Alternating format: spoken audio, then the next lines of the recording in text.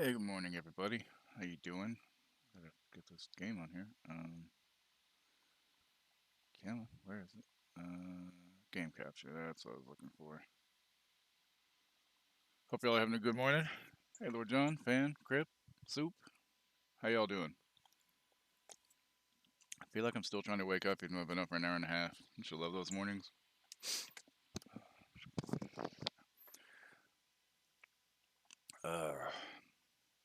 I haven't played this before, so I said, screw it, why not? So, photosensitive epilepsy warning, y'all. Just,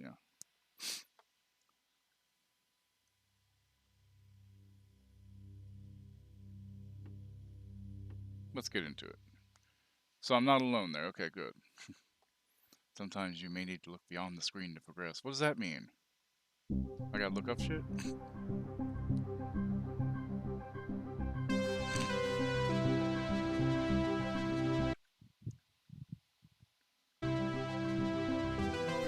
Big spoilers if this game ends. I don't even know how far in I'm playing. I'm just gonna play for a little while and then maybe switch to something else. We'll see. A little loud on the music side of it. Is it really the first time you see my face? I mean, so the reason I didn't have my face for a while is because our AC wasn't working and we finally got a portable AC unit, but it was really hot and it was more comfortable to just not wear a shirt. And I was like, yeah, I don't want to be on stream without a shirt.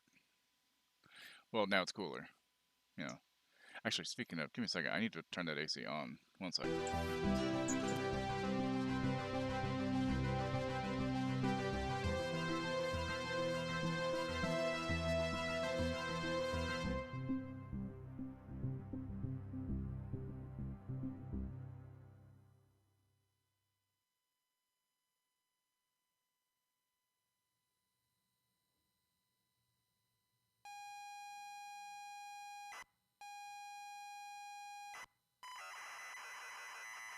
Okay, that way it doesn't get too hot in here. The house abandoned.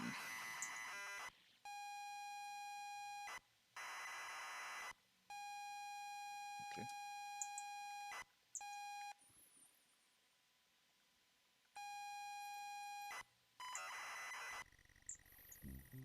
You pull up to the driveway of the family holiday home and park the car. It's dark, but it's as idyllic as you remember from all that time ago.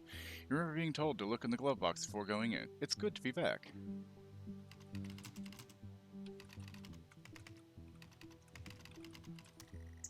Glove box is closed, so it appears to be unlocked.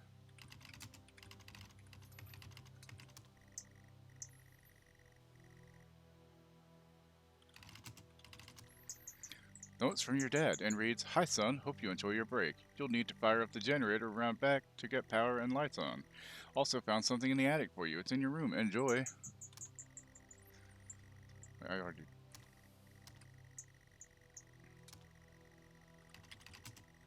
I have to wait apparently. It might be. Uh, it looks like it is, but it's like got a different name, obviously, because you know, exit car. You open the door and step out. The house is grand, sat perfectly amongst the trees. In front of you is the front door, and the yard stretches around the side of the house. Also, y'all cannot see most of this because of the HelloFresh thing. Fuck. Hang on. Can I move that? Which one is that? What is that one? Really, I can't move. Oh, wait. No, I can't. Just remind me to put that back on later.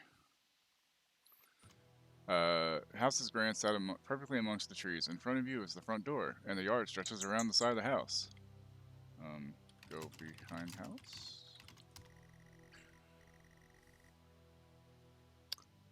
The door appears to be unlocked. You will need to use a key. Fine, unlock the door. You insert the key and turn. The door lock clicks open. It's gonna be dark inside, watch. You step inside the front door. You enter the house to the hallway. It's dark and you can't see anything. You feel a light switch next to the door, however. You step outside the front door. Turn right, maybe? So each of these in this game is different, I guess. They're different styles, so this is just the first one's like this, so I don't know. Turn right? How would I go around the back of the house? Go to backyard? Take a walk around to the yard. The yard has been well maintained. You spent a lot of time here with your family on holiday trips. Good memories. I'm gonna have to find gas while I watch. Um, use generator? Didn't it say it was behind the house? Am I spelling generator wrong? No, that's still right.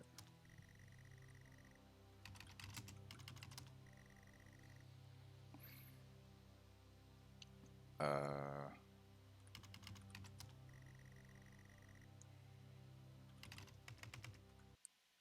hmm. Yeah, see, use generator. I'm behind the house. This is what it said, right?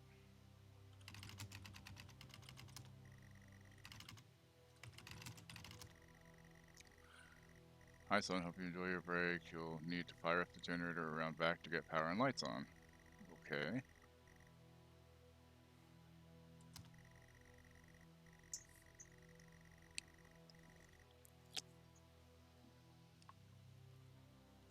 I was never very good at these text games, honestly. Um,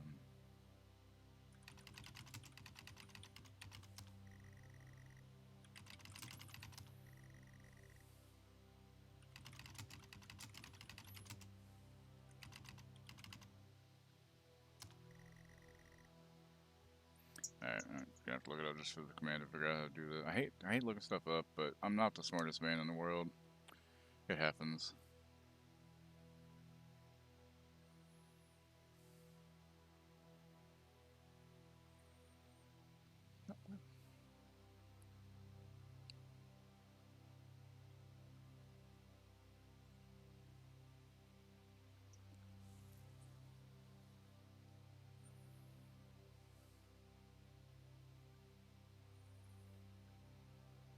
Eventually, I'll switch to a game called Little Misfortune, but I figured I'd start with this one.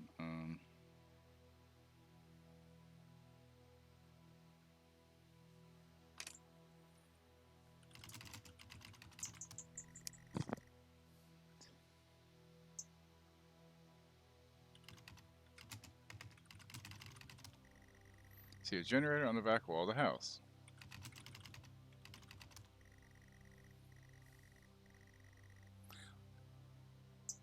I didn't have to go anywhere else. I had to look and see the generator before I could use it. Okay, you switch the generator on, and it whirs to life. The house is still dark. You walk back around to the front of the house. Okay. House is green. Okay.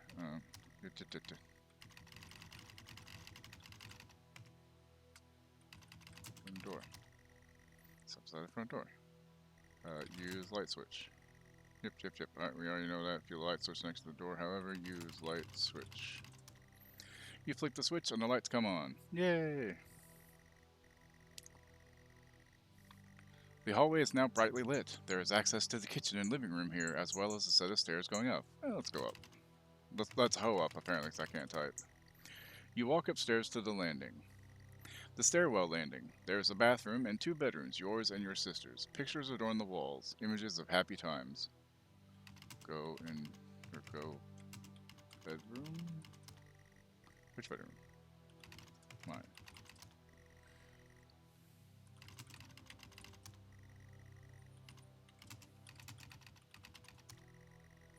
Okay, go my bedroom apparently, even though it's not proper. So your old bedroom. So many good memories in here and it's been preserved so well. On the desk is a gift wrap box. Open gift. You unwrap the gift excitedly. You can't believe it. Dad has found your old computer. A Futuro 128K plus 2. It's been preserved so well. Is that what this is? No, this is a tape, something. It's been preserved well in the attic and hopefully still works. Start computer? We'll have to wait. All right. Why are you being a dick?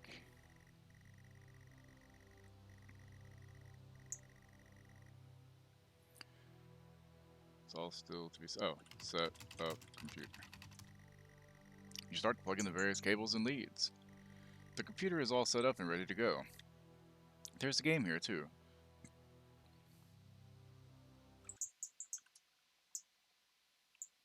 Also, again, I am doing the HelloFresh sponsor. If anybody wants to do it, I can't type commands apparently. You get 65% off your first order and free shipping on the box, and you can pause for 6 weeks of time.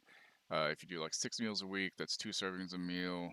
For my wife and I, it's about 80 to 100, depending on. Uh, I guess it's usually about like 90, I guess. The more meals you do up to 6, the more you save. So, when the only gross cheese we still have to get are like breakfast, snacks, stuff to supplement for the cooking, olive oil, butter, salt, pepper, stuff like that. But if you want to, it's good. It's really good for you. It's tasty as hell. Anyway, back to this. So, computer is all set up, ready to go. There is a game here too. Insert game.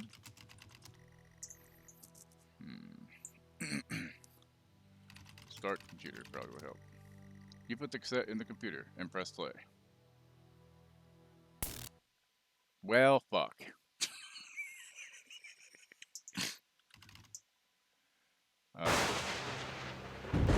Thunder.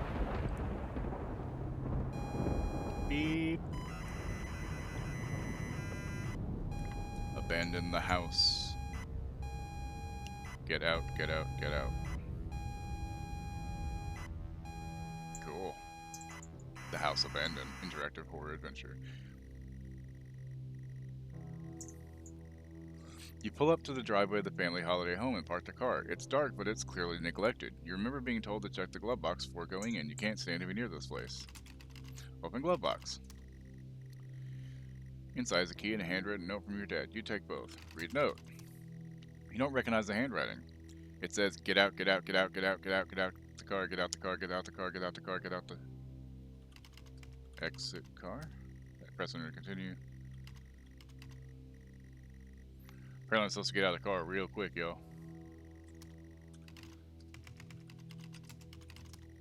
You force the warped car door open and fall out. The house looks abandoned. There is a yard to the side. Wood creaks in the wind, and all happy memories are gone from this place. There is no love here. Go back. You step through the debris to the backyard. The grass is overgrown and weeds crawl up the side of the house. It's not a nice place to be. You clutch the note, needing to look around. Wonder if the note says anything different now. Read note. Note now reads gibberish. Okay,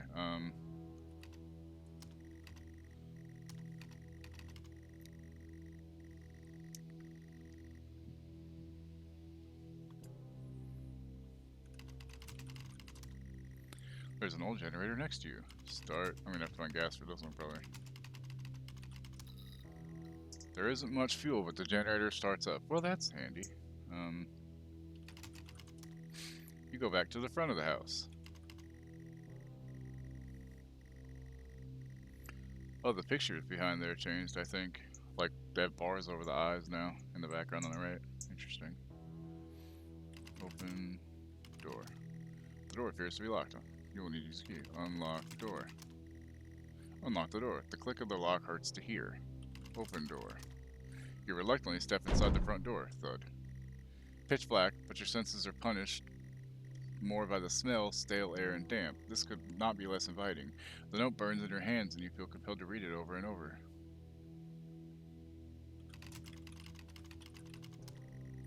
Afraid of what you might see, you flick the light switch. The lights flicker on and off. The walls are falling apart after years of neglect or worse. There are stains and trails all over the carpet, and the stench is unbearable. Upstairs, the sounds of an alarm clock blaring. Someone else is in this house. That can't be. Note says, make it stop, make it stop, make it stop. Go upstairs. It's really loud.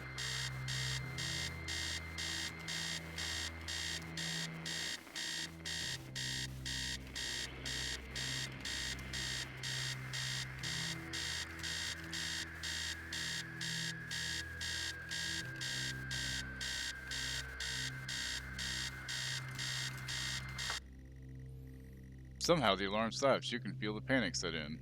You are still in the hallway. The noise has stopped, but you feel a presence. Someone is in the house. You should not be here. There is a kitchen and living room adjacent and stairs leading up. The note feels disgusting in your hands. I can't read the note. It's bleeding. Go kitchen. You go into the kitchen. The kitchen stinks and feels completely unfamiliar. The tabletops are rusted metal, and there is a carcass on the table. There's writing on the wall, and the utility room door has a red X painted on it. Read wall. In blood, the number 1986 is smeared across the wall. You look closer at the carcass but can't tell what it is or what it was.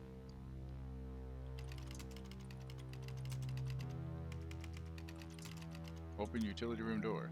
The door is locked. I can't get in there. Not yet. Go living room then. Go to living room. Go back. Step back to the hallway. Your shoes are wet. Gross. The noise has stopped. You feel it from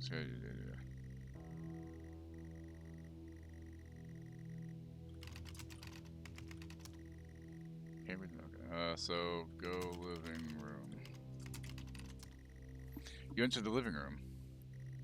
The living room, although hardly an appropriate term, the furniture is threadbare and worn. The note is fixed in your mind. Dread fills the pit of your stomach. This is not a nice place. Read note. The note, always changing, now reads, "Get through this. I don't care if you want to or not." Okay, press enter. Interesting.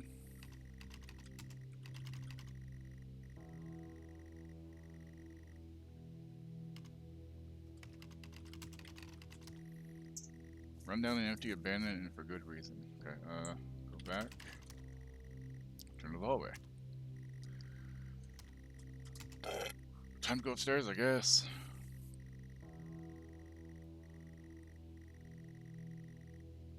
Go upstairs. You head up the stairs. They creak.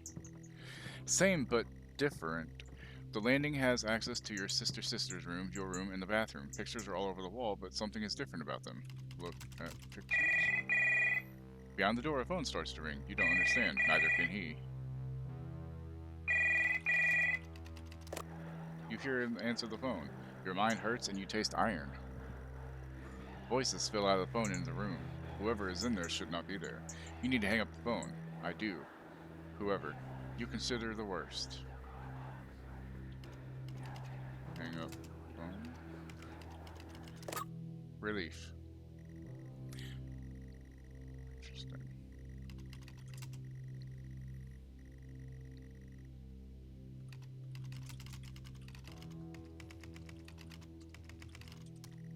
The pictures are of your family. The eyes have been scored out on all, just like the pictures on the desk there. Also, I realize now on the wall in the background of the scene here, it shows 1986 written in blood there a little bit. Okay, go bathroom. You enter the bathroom. The bathroom feels disgusting. Every surface is covered in a layer of oily grime. The sink is a haven for all kinds of bugs. Use sink. Okay. I don't know what you're trying to do. Okay, use light switch. Okay, go back.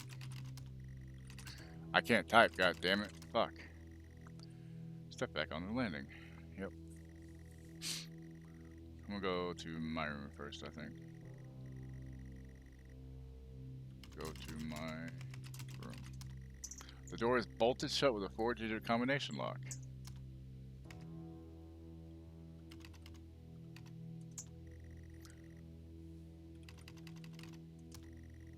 You grab the lock. The lock is rusted, not used in years. The key in your hand weighs heavy. The note heavier. You grab the lock and now input the code.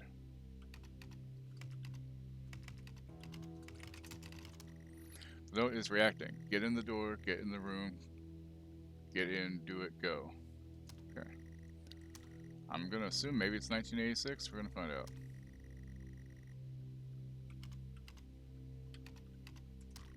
The lock clicks open. Yay, the only clue I had possible for it. Same but different. The landing access.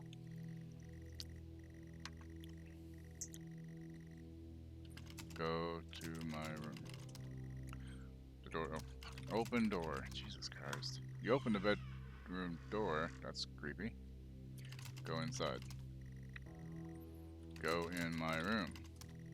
You enter your bedroom. The bedroom feels utterly familiar. The walls are damp, but you've been here before.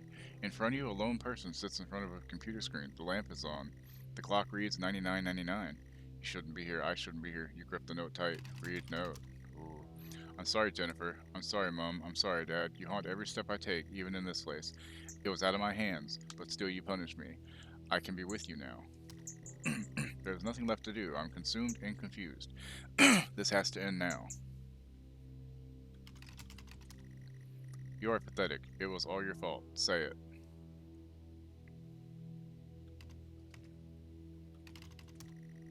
Oh, please stop. It was all my fault. Say it. It was all my fault. Fine. F-I-N. Finally. Finally.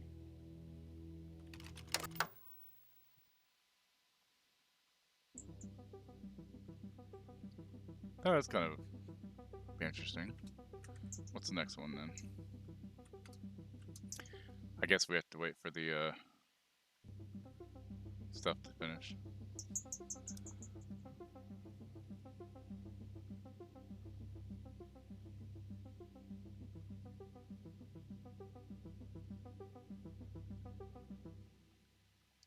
Alright, so this one's the lab conduct. Episode 2. Some commands may be case sensitive. Keep a lookout for hints. Also, I've had this game for a while and I just never played it, so why not? Hey, look, it's that picture again.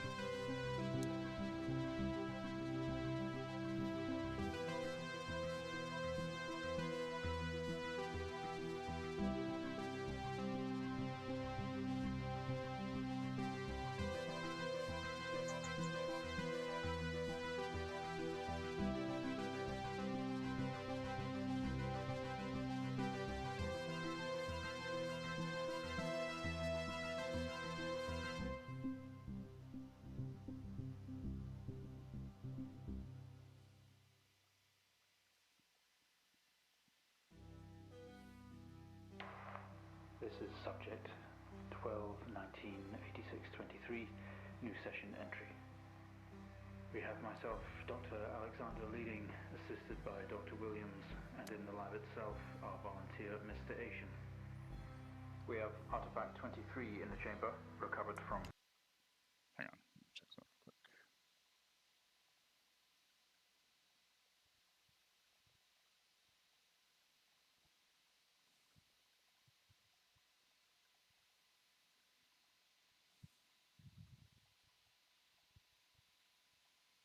Okay. Crash site B.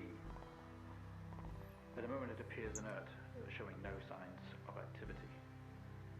Mr. Asian, instructions for each stage will come through to your terminal, and we need you to follow them exactly.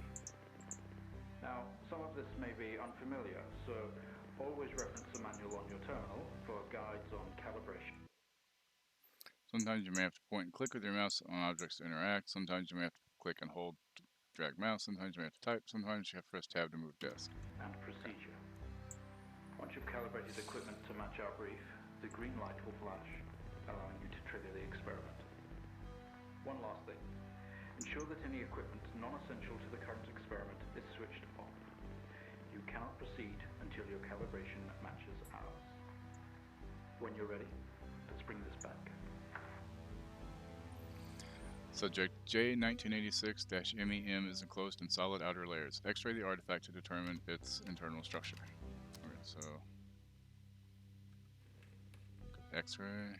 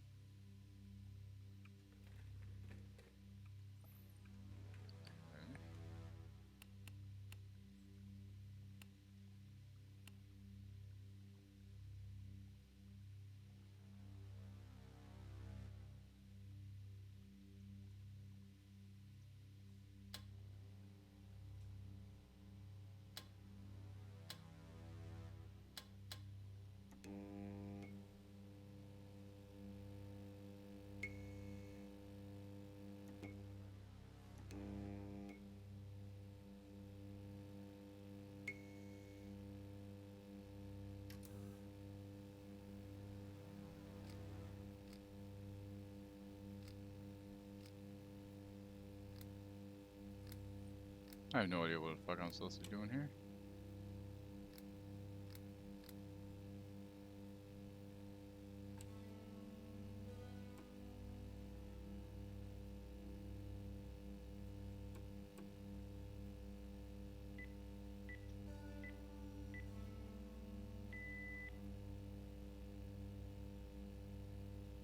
The fuck?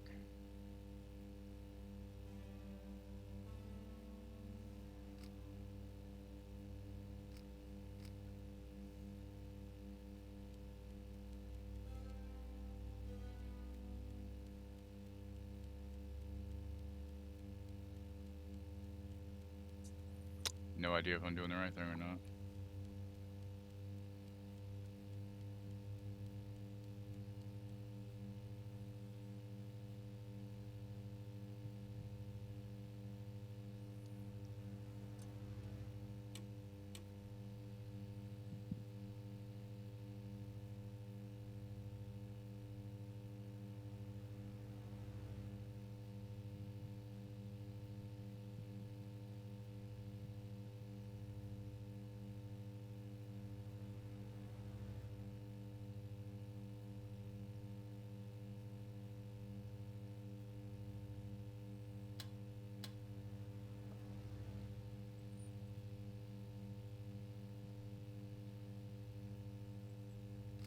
Okay. Put that there. If you are ever unsure of what to do, reread the experiment and consult the manual. It will guide you through the operation.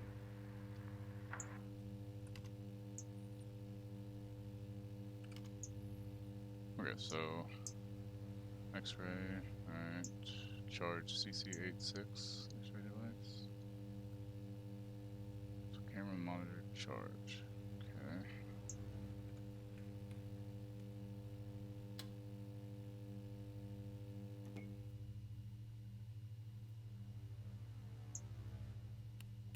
Camera monitor charge. Whoops.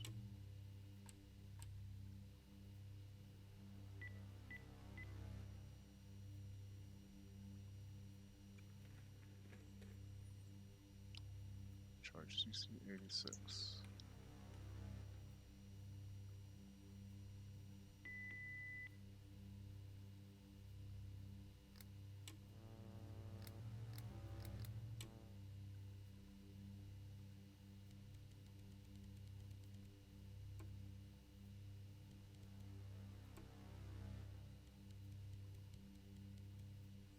I'm not understanding here. Okay, so let's click on the small black pentagonal switch in the middle of the CC X-ray to load it. What pentagonal switch am I missing here? Is that?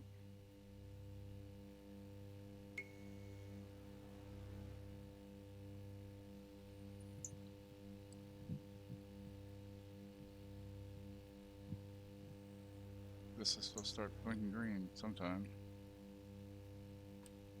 Oh, okay, I see. Jesus, this is kind of Good complex. work. The X-ray is coming through now. There's no visible damage to the surrounding There we go. organic material, and no signs of activity either. All output is flatlined. Okay, let's begin. Experiment 2, surface reaction attempt. Demonstrate the effects of laser light on the object. Try using a low-powered red laser to begin with. Okay. So.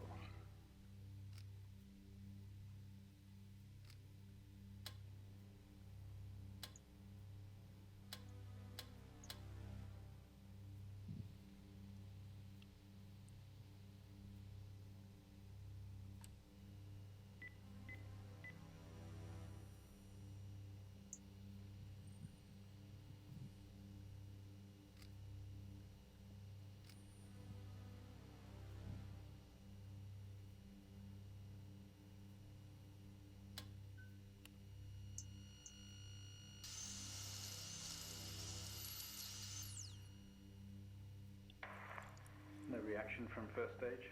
Let's try a high frequency.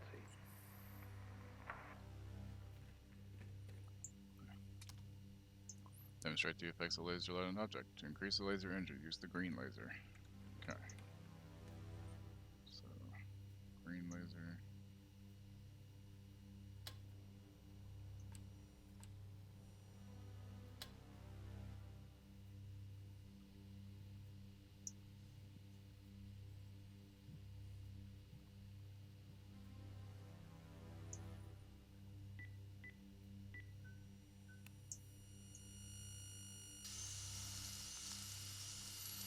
It looks like a heart, doesn't it? Okay, we have a reaction of some sort here, a weak signal. Let's keep going. Increase again.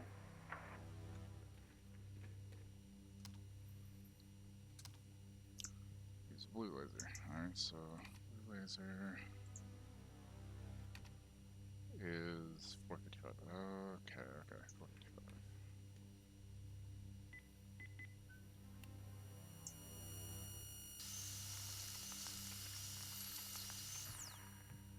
Whoa.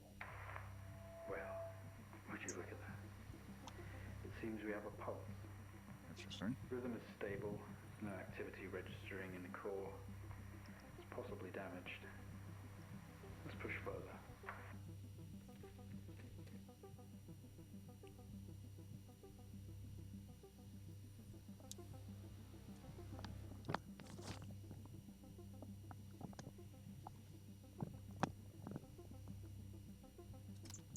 Okay, test the acoustic resonance properties of the object. Begin with generating a 250 Hz sine wave with an amplifier gain set to 1.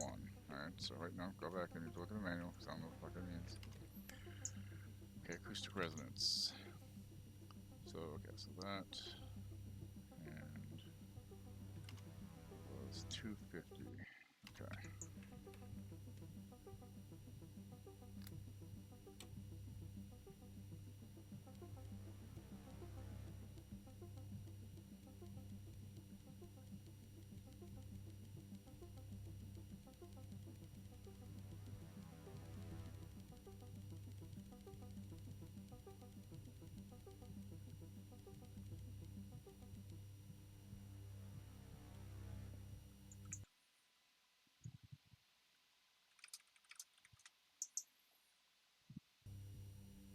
Okay, so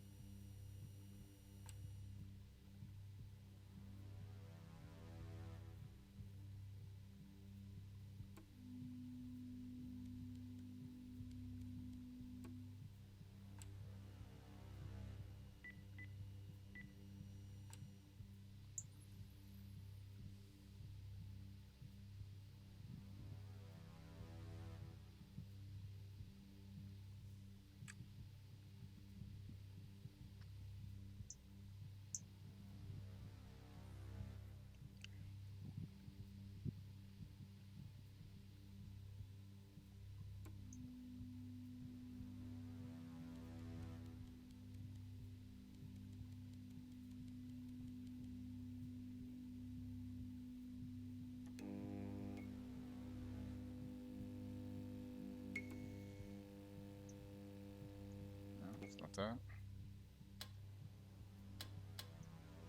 No, it's not that. What am I missing here? Sine, 250 Hz, right? Yeah, 250 Hz sine wave, amplifier gain set to 1. So what is the amplifier gain?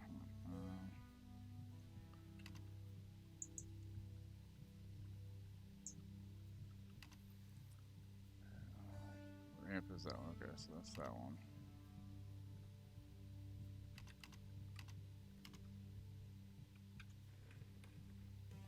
Alright, so this, and then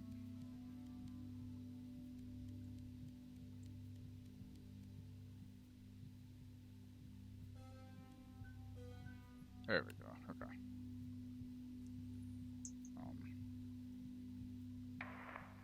Not much of a response. Updating the experiment now.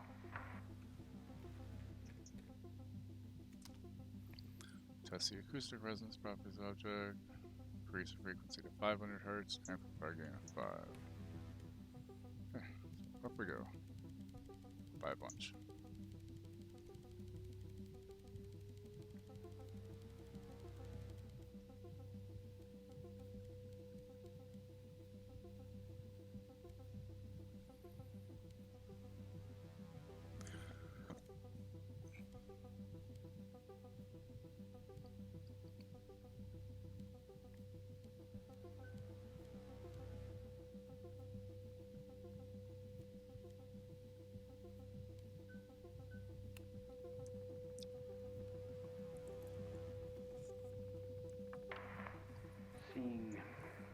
fluctuations in activity. Should we increase? Do the risk of damage? What about volunteer? Okay, we're going to push further. I'm running out of time. Let's switch around. Okay, resonant frequency. Test the acoustic resonance properties of the object. Switch to square wave, maintaining current frequency and gain. Okay, so square is okay.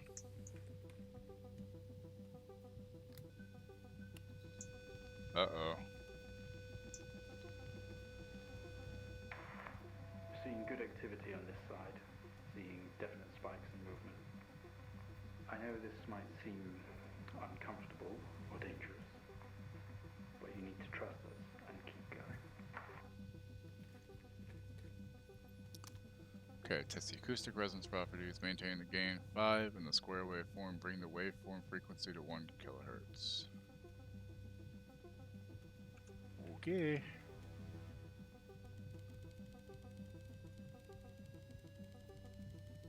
It's gonna blow up, watch.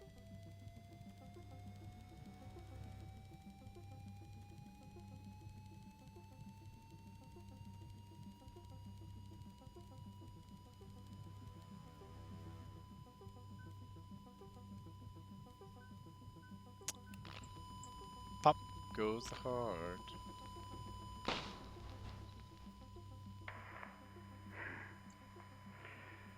Full activity registering. We did it. What's the point of this fucking Can you thing? hear us? You've made excellent progress. You're Hey, doing Wookie. great.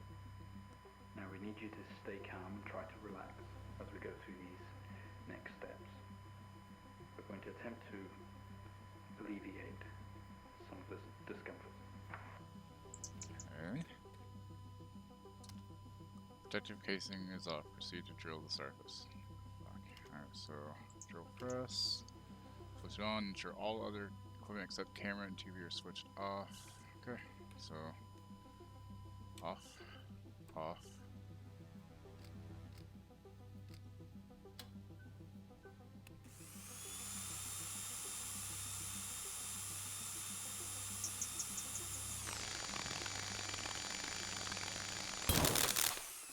Well, that doesn't sound good at all, does it?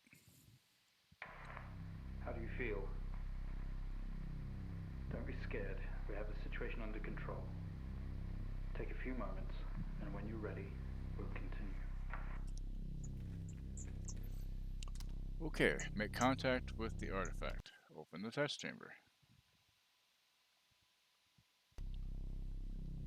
Great, this seems like a good idea, doesn't it?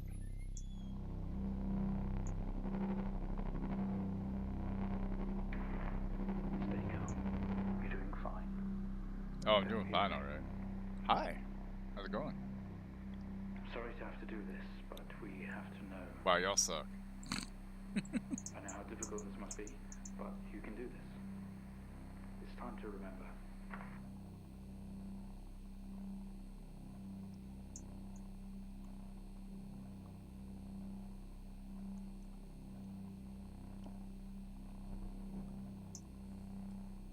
Okay, I see what they were talking about, the epilepsy part.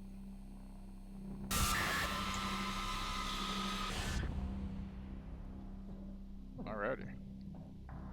I think my person's sick. Don't try to speak, stay calm. You stay calm, asshole. You're a proxy now. You have a connection to the entity's inner core.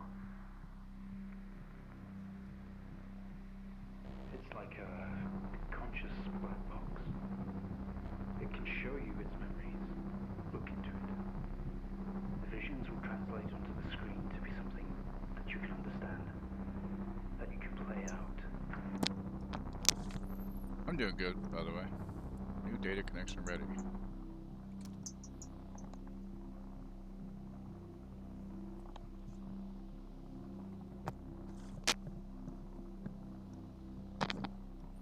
Okay, and?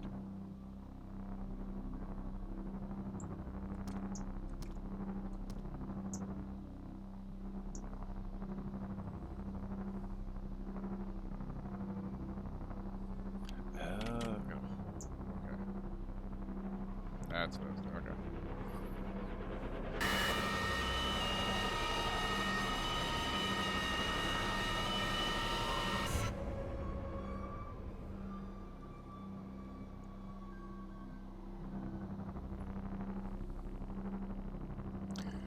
You wake up in the cryopod. Struggling against gravity, you forced yourself up. Impact into the planet's surface has torn a hole in the ship hull.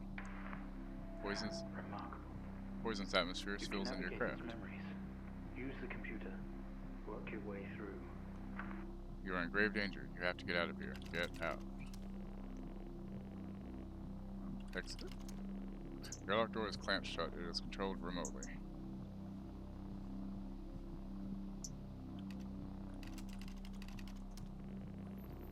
Tap the screen, airlock door splutters to life, slowly opening with a horrendous noise. The ship powers down to silence, having spent the last of the reserves. This organ was taken from what we think was the leader. These memories are different. They're not like the others. There's more detail here.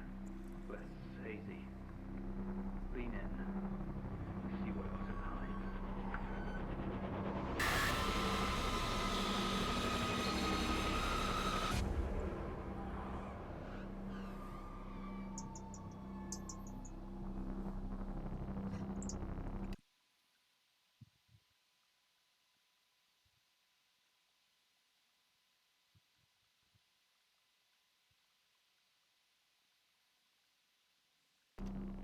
Squeeze through the damaged airlock and fall to your knees on the ground next to your vehicle. Every breath brings pain to your chest.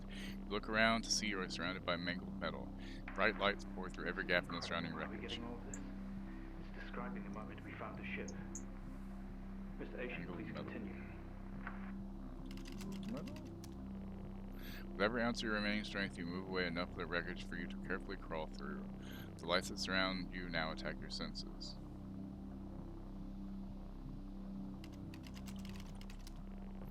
Look around. A circle of artificial lights surrounds you, set up to illuminate the crash site in the darkness. Behind them, an army of people, all staring. One figure steps out, a silhouette, and walks towards you.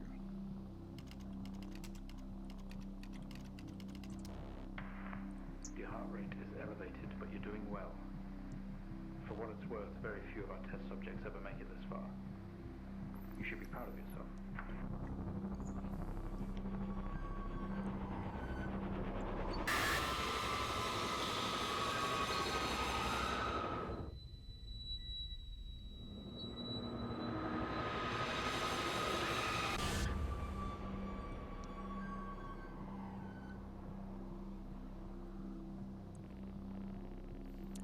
We awake. The room is silent only for the quiet hum of equipment and occasional machine beat.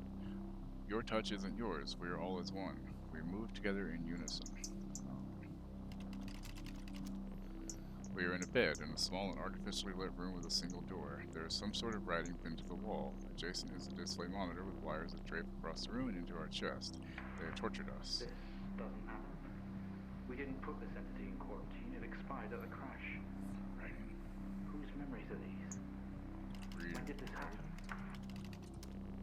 Symbols seem to indicate where on our body they had to cut. We've been butchered and maimed over and over.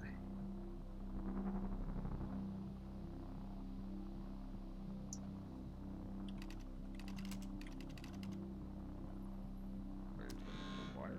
Oh, what? What just happened? We yank at the wires protruding from our chest. Together we all scream in pain.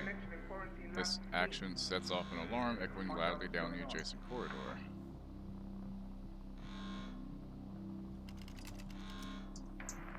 Stop. Specimen 20 has left lab 15. It's on the move. My God. That vision.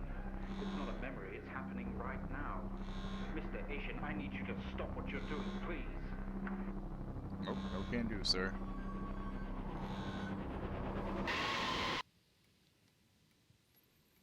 Whoa.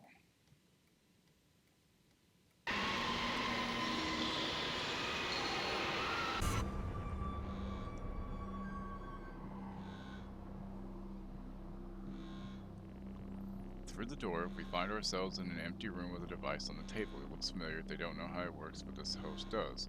The door closes behind us and the lock clamps shut. We are alone together. Use device.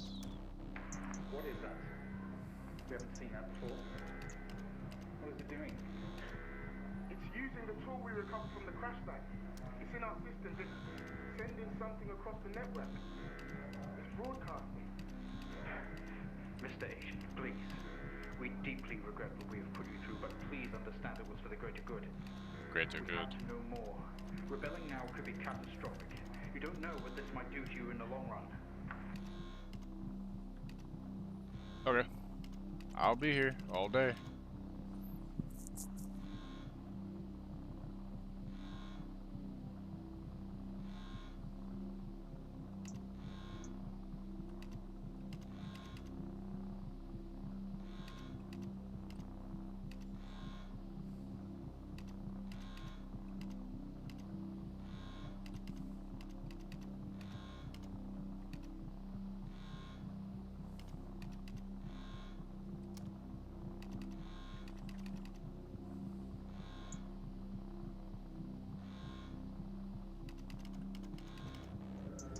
Okay. Drive safe.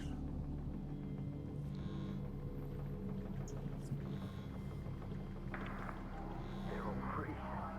They're converging. It's over.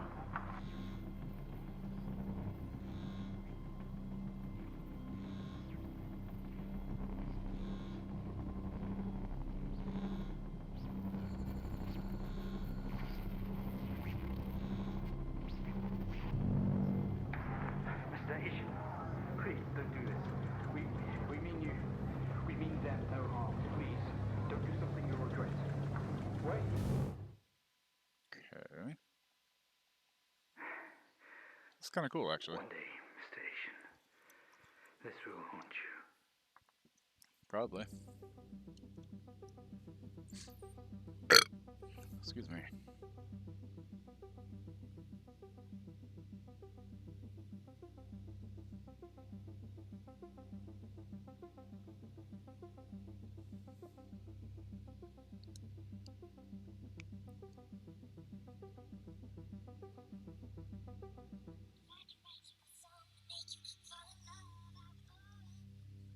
Station process. Episode 3. Start.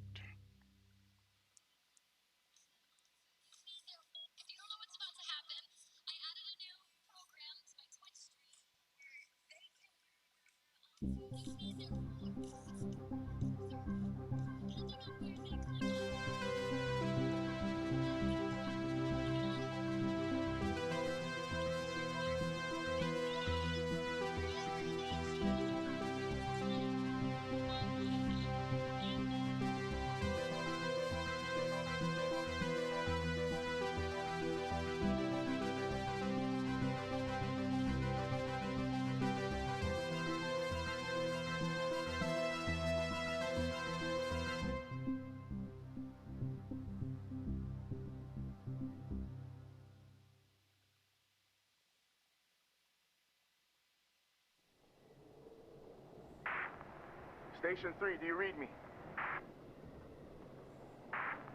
Give me a sign, man. This storm is getting pretty wild.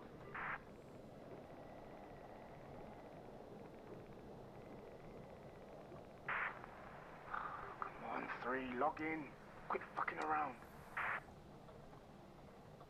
Login 03031968. Okay, accepted. There he is. Finally, what took you? Is the microphone still broken in Station 3? I'll take that as a yes. Yeah, you can't reply. Error. You should be able to hear you, though. Can see activity registering, so your voice is definitely going through. Oh, okay. We can chat later, 3. Yeah, this is pretty serious. I've had a distress call from Central. There's a situation and we have to fire up signal monitoring and relay systems right away. What kind of situation? I don't know. I'm assuming it's got something to do with this storm. Whatever it is, it's big to want to involve us. Shit. Okay, what do we do then? Well, my fucking cabin power isn't holding up in this weather, so I can't process the signals myself.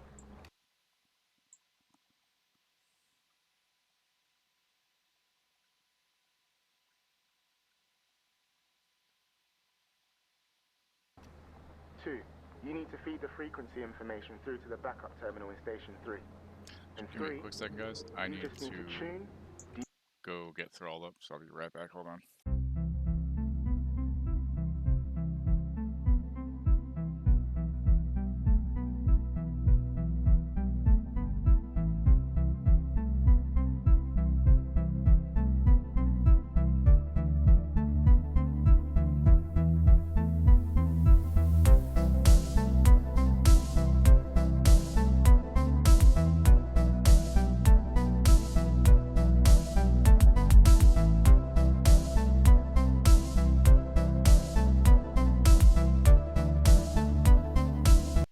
Okay, I'm back. Decode and process. Just refer to the Tune, handbook decode, on the and microfilm. process. It'll walk you through it.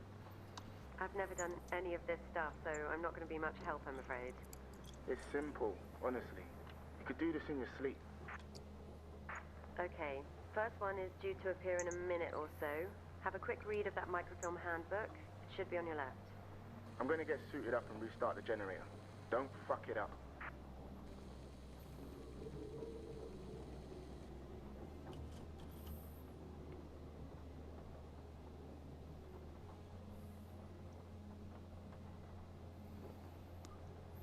Alright. Okay, 3, we're up.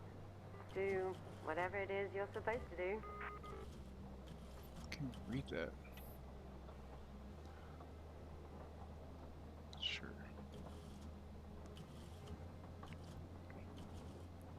See this callback code conversion operation must input the following commands into the something. So it's hard to read that. Is there like something I'm missing as to zooming in on that?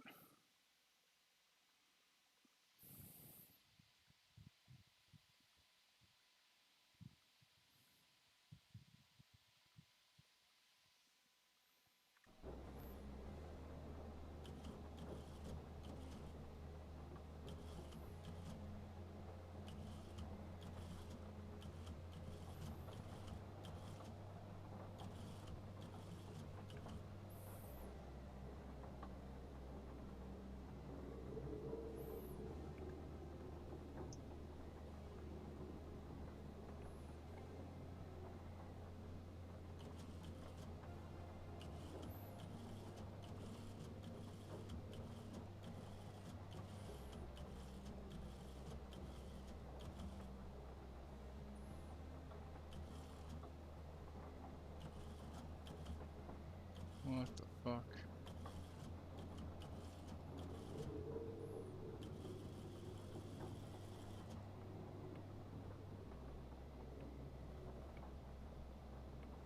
Aha, okay.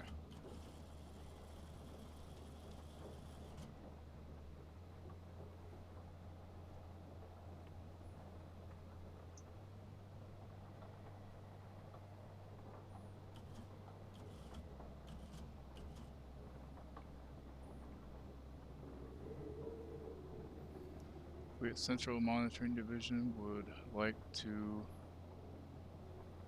first thank you for agreeing to commit to a year's service at your remote monitoring station. The work you do here is of vital importance to national security and something of our great nation, redacted. While you may never receive the explicit gratitude of your citizens, we will always be indebted to you. Operator role. An operator at one of our remote monitoring stations will be responsible for the following duties: the daily monitoring specified radio frequencies and the input of test data in a lively manner. Like that. In the event of a national security emergency, you will be asked to monitor and input live redacted without question or hesitation. Carry out any maintenance needed on site to ensure the continued running of the station. Redacted should such a situation arise. All intruders should be redacted. You are instructed to meet with supply ships and ration food accordingly to ensure the station is continually well stocked.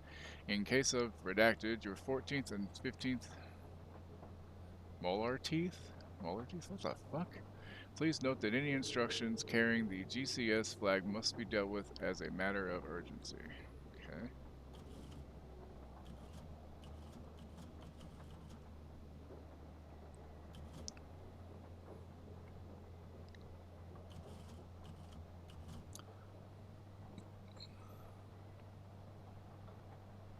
Wait, which... Hold on. Which one is it?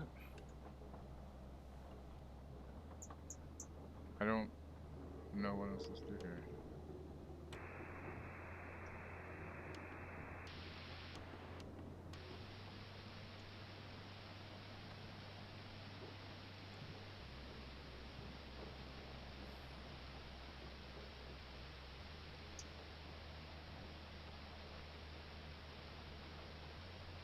What's underneath that? I can't tell.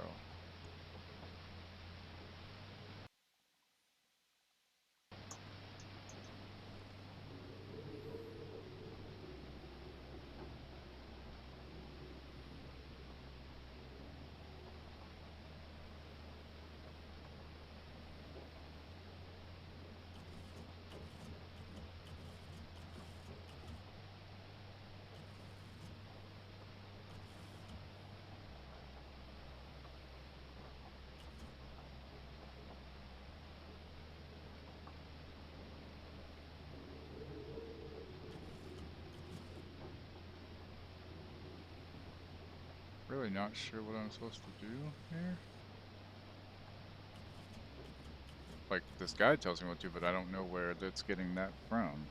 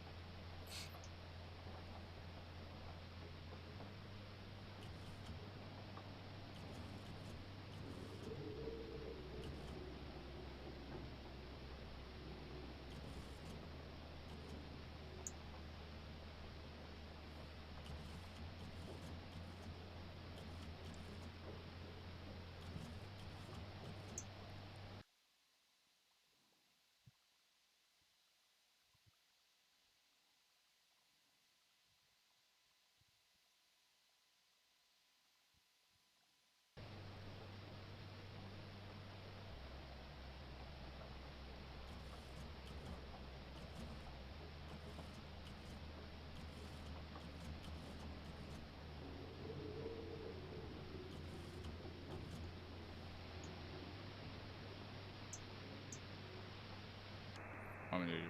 I see I'm supposed to get it to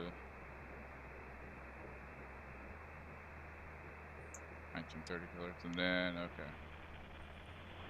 I feel like an idiot sometimes, see what I mean?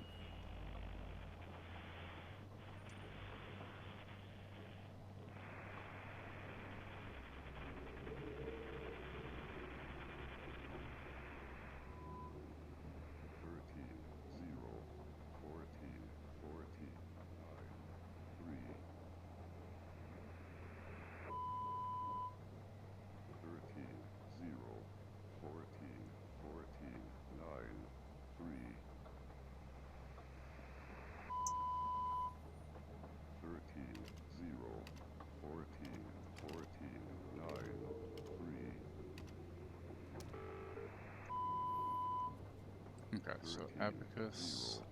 14, 9, 3.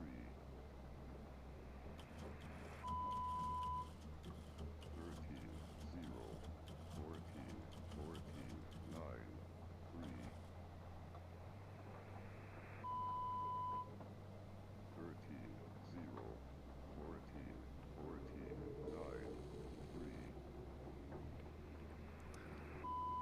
Version operators must input the following command lines into the terminal and execute. 14, 9, 3. So sys.exe. 13, How to filter into this? 14, 9, 3. Sys.exe space dash space 0, 14, space 9, 3. was dash and it was E, right? Okay, then allocate colon 202 dash A.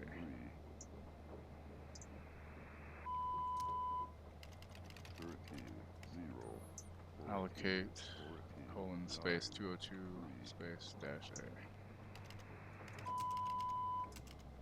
13, 0, And output log false. 3. 13, 0, 14, 9, 3. Space Space. It has space between false. 13, 0, Execute. 14, 9, 3, What did I get wrong on the first one? What? Sys.exe. 13, 0, Did I put a space between the sys and the exe? 9,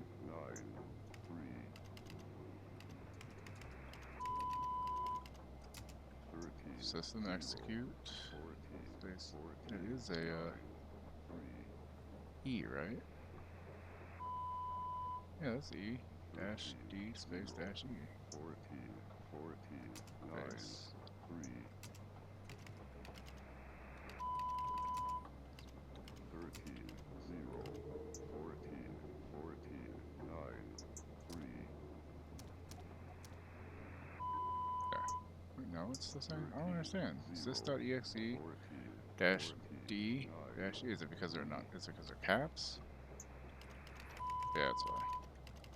13, 0, 14, 9, 3, There we go. 13, 0, Fucking goddamn it. 14, 9, 3, 13, 0, 14, 9, 3, Allocate 202 dash A. 13, 0, 14, 9, 3, Output low false. 13, 0, 14, False. 9, 3, Somewhere in there I hit caps lock by accident. Whoops. Okay, my light here just turned green and the signal stopped. So I think you did it right. Next one coming up in 30 seconds, apparently. Don't leave them hanging too long. I don't know what they're for, but I know we have to make them top priority, or I'll get shit. Of course, don't worry, we'll keep on top of it. Okay, there it is. Creepy sounding things, aren't they?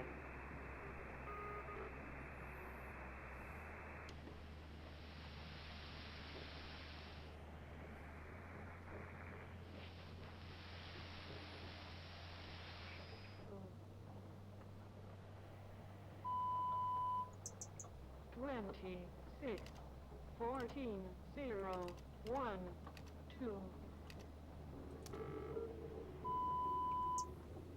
Chevron. 26, 14, 0, 1, 2. 26, 14, 0, 1, 2. Chevron is 20. 26, Good. 14, 0, 1, 2. 26, 14, 0, 1, Ref.init WZ. 26, 14, 0, 1, 2. 2. Proc again. 14, 0, 1, 2. And get int XYZ. 26, 14, 0, 1, 2. So XYZ. 26, 14, 0, 1. Just want to make sure Solomon knows I'm streaming.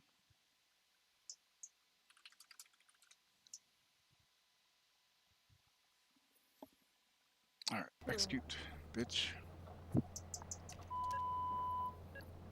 26, Get in it. 14, What did I fucking put up on 0, that? 1, 2. Get was get -int XYZ. Isn't that what I did? XYZ? 26, 14, 0, 1, 2. 26, 14, 0, 1, 2. Okay, what am I putting in wrong there, huh? 26, 14, 0, 1, Oh. 2. Oh, motherfucker. 26, 14, 0, 1, 2. 26, 14, 0, 1, 2. Okay, so next is second. 26, 14, 6. 0, 1, 2. 20. 26, 6. 14, 14, 0, 0. 1, 1. 2. So 1, 2. Okay. 26, 14. Helps if I read the whole page, right? Bank 3, just pushing this update to the transmitter now. Who's there Getting the hang anyway? of it, Because I huh? got like one person right now. It's Next kind one of coming sad. up. 1. What does GCS mean? GCS? What do you mean? Yeah, no, this next one has come through with an additional note. GCS3 equals E1 V1 M1. I've not seen it before. Check the microfilm. Might be something in there about it. Listen, let me know when you're done with that one. I haven't heard back from the transport team and I'm starting to worry. Sure thing. Okay, here it is. Whoa. Okay, that's different. Flashing red screen.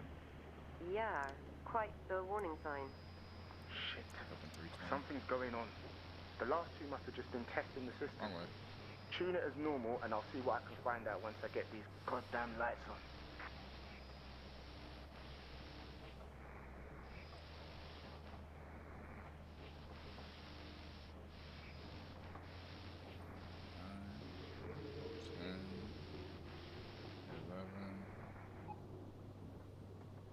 Down to 320.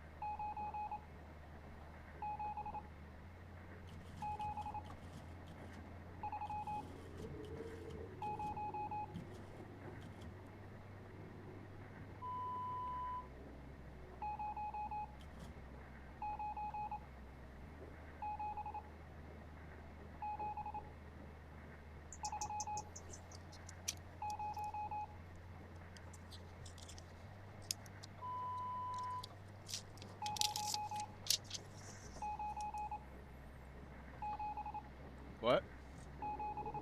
Okay.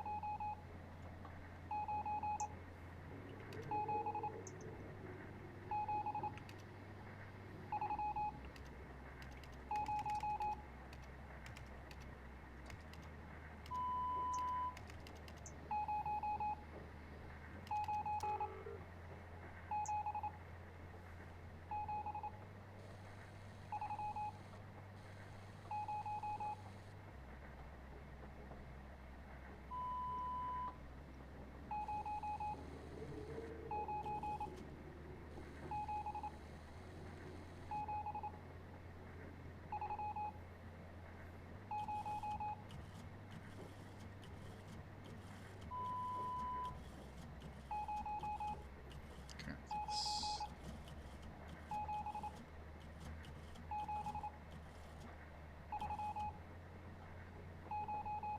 Kansas, not Kansas. Kansas, there you are. Okay.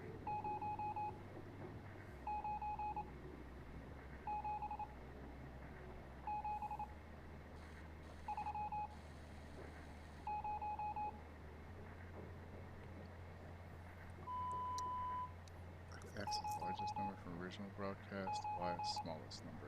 Okay, so point package.ex.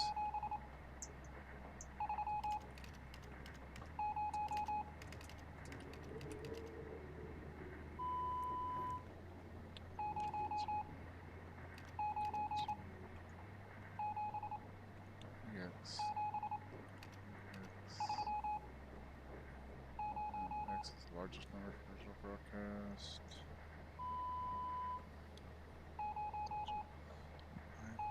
That's what I thought it was.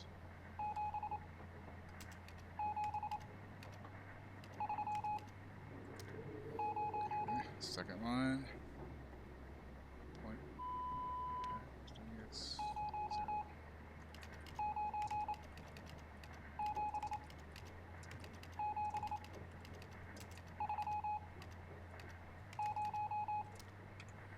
Third line is SA-A-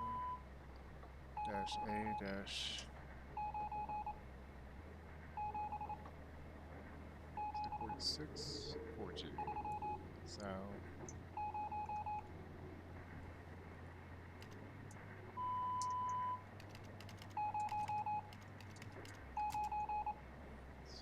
dash A dash 4G dash A dash 4G.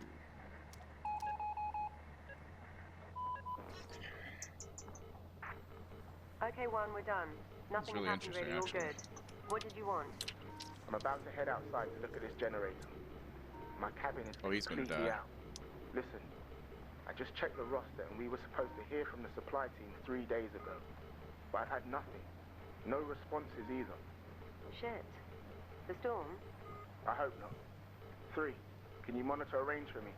They use an emergency signal somewhere between 8,500 range, FM. See if you can track it down for me. That's our supplies for the next 6 months. If they turn back, what do we do? We can reschedule. I'm more worried that they didn't turn back. Otherwise, we'd be having a drink by now. The boat was called 20F. God, yeah. Okay. 3. 8,500 FM somewhere. See if you can pick up a distress signal or something.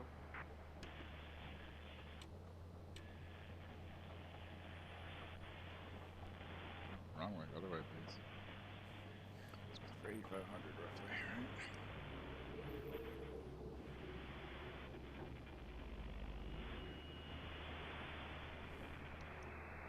Somewhere between 8 and 8,500.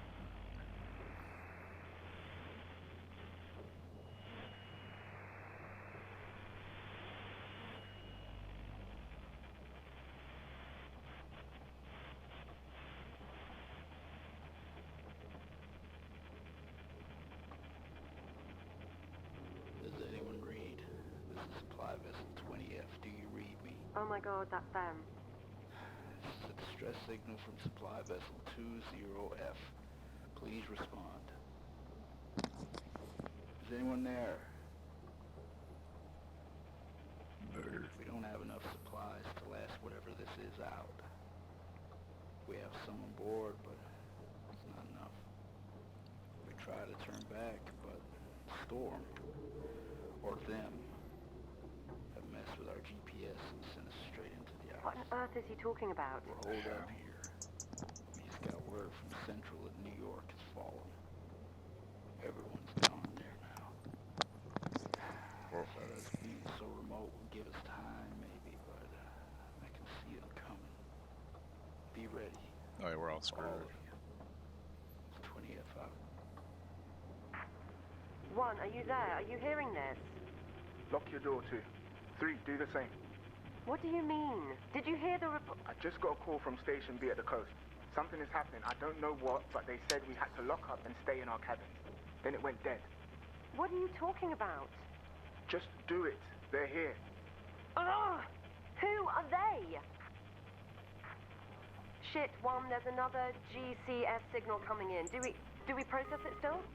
Yeah. As long as the GCS number is going up, we're helping a lot of people. It was 3 last time. It's 6 this time. What does it mean? That's good. That's good. Just process the signals. That's it in.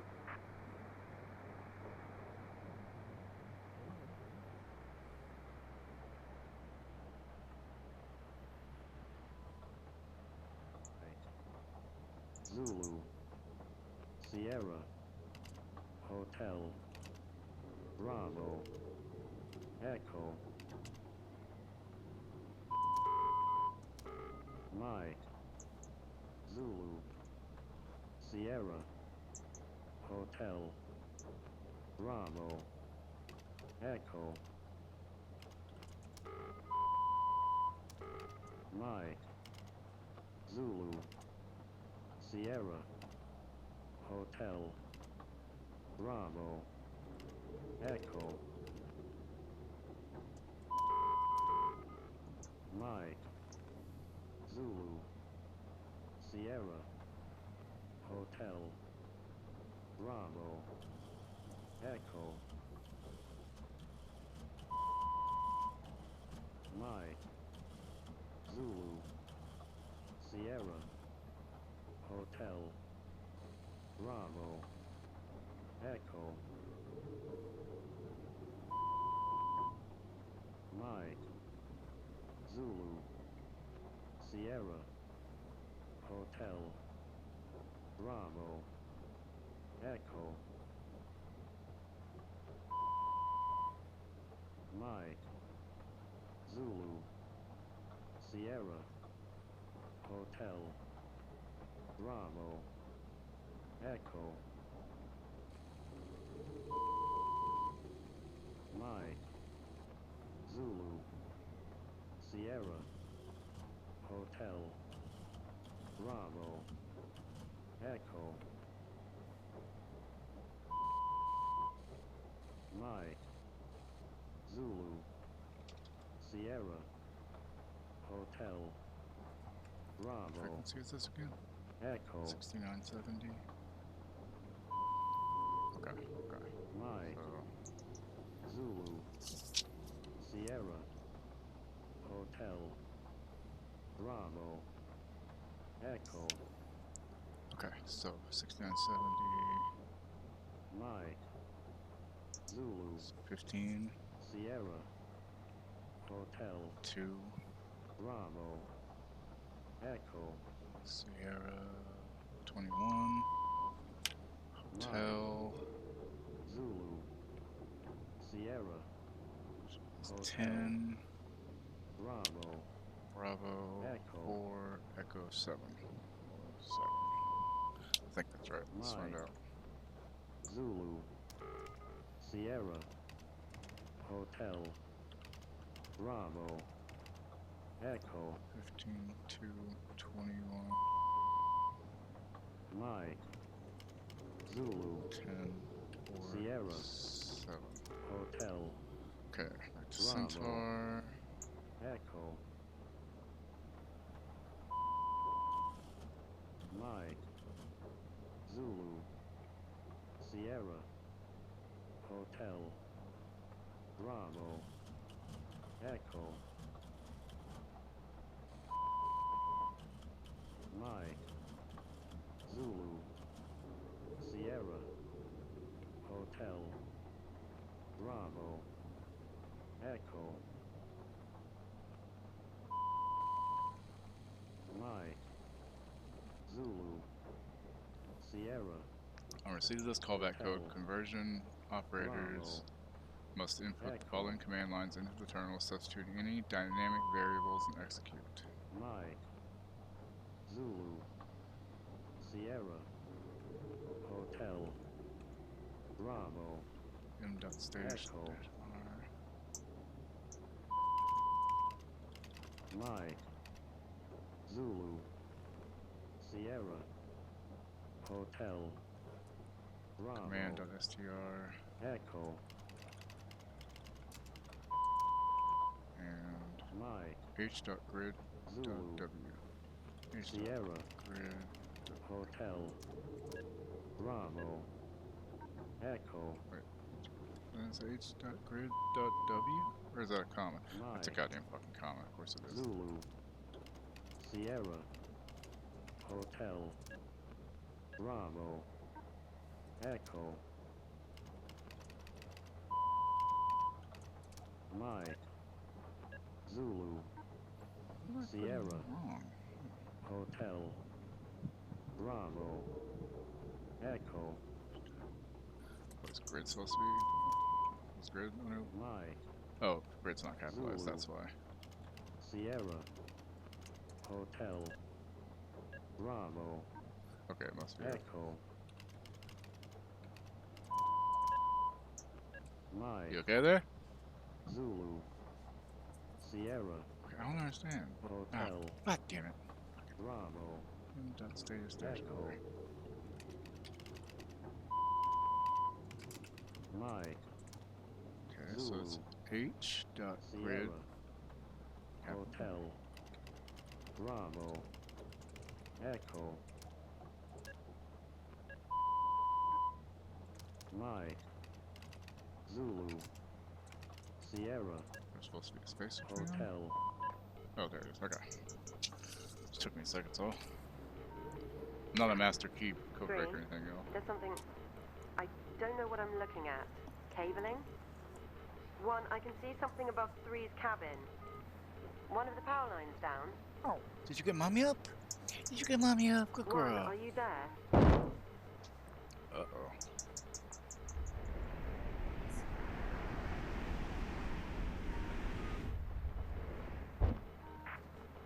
Fuck. What the hell is that? I can't see you from here, 1. What's going on? It's above me. Shit, it's above me. It's over Station 3 too. They're here. What's here? Jesus, 1, what the fuck is out there? It's fine. It's fine. You'll be fine. Mm-hmm. Oh, he just went offline. Shit.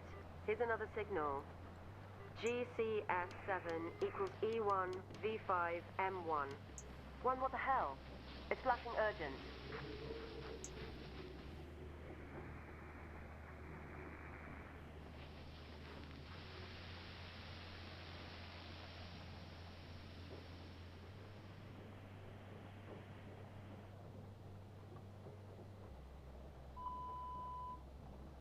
One, 8, 9, 0, 4, 5. 1, 8, 9, 0, 4, 5.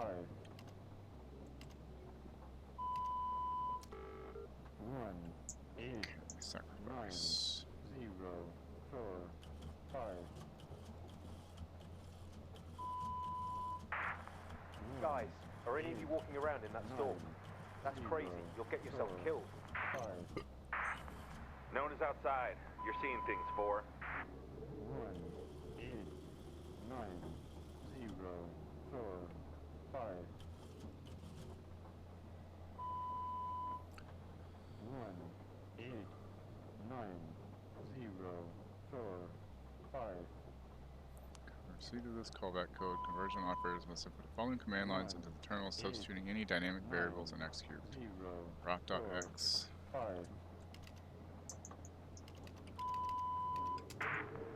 3. Number station 3. This is station 4. Do not go outside. Don't go out there. Stay inside. Lock up. Do not go out there. 1, 8, 9, 0, 4, 5. 1, 8, 9, 0, 4, 5. Actuate.y. Guys, I'm shutting down station 5 and getting the fuck out of here. They took 6. Station 6 is fucking gone. Those things just ripped it out of the ground. 1, 8, 9, 0, 4, 5. 1, 8, 9, 0, 4, 5. 1, 8, 9, 0, 4, 5.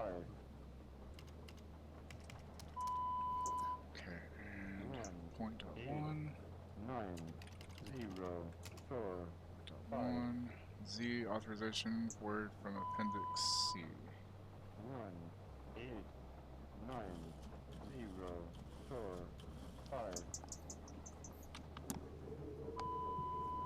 1, 8, 9,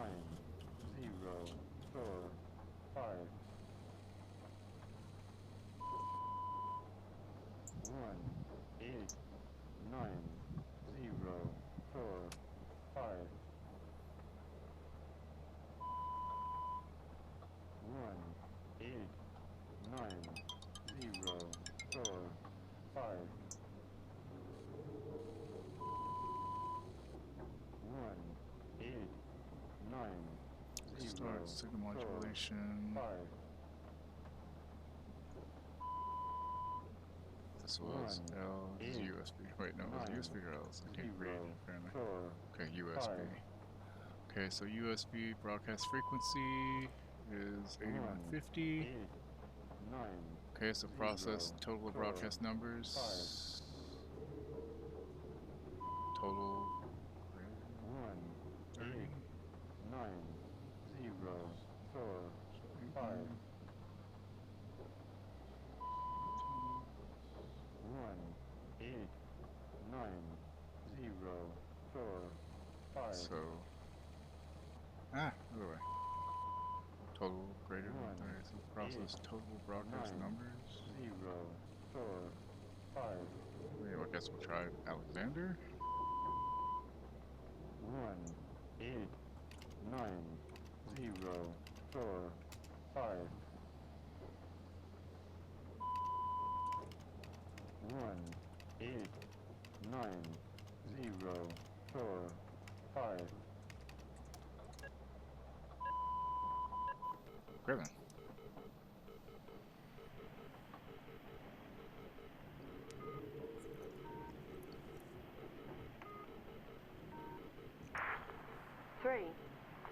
James, the last signal hasn't sent. My terminal is going crazy demanding a response. I think the wind has misaligned the transmitter or something. We need to go out to it. Please, James. I'm sorry, but I can't get out. I'm trapped. You'll still be able to hear me, though. Go. Go. Oh. Just fall down. Head's itchy.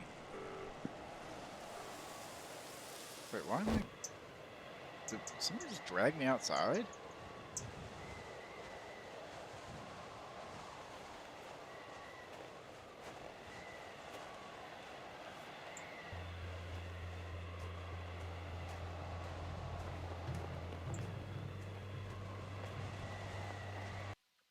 Wait, what happened?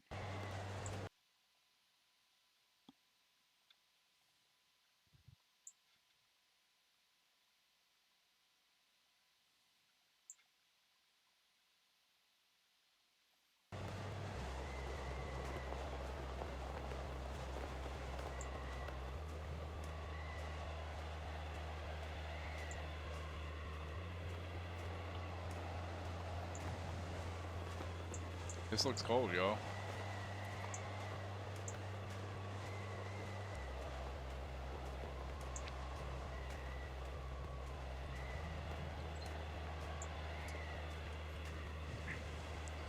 Also, this is the first time in this game that I've been away from a computer, so it's kind of weird. Honestly, so far I'm digging this game. It's interesting. Like, it's a little tough on the text-based stuff, but that's because when I got into gaming, that was already done by then, so it's still kind of newish to me because I never got into those games. Oops.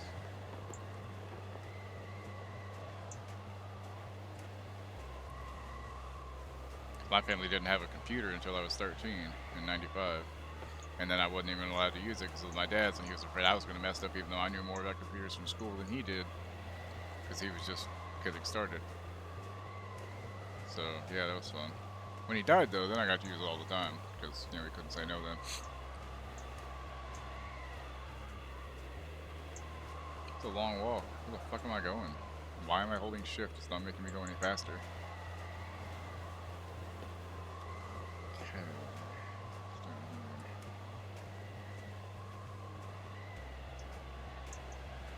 More flags. Did you have a flag? Select one, voila. Think of what's left back.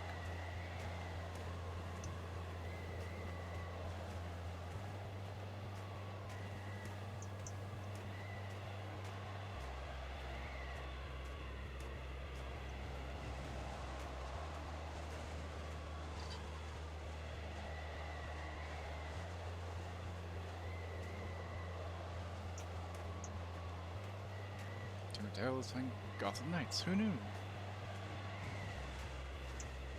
Follow these cords, maybe.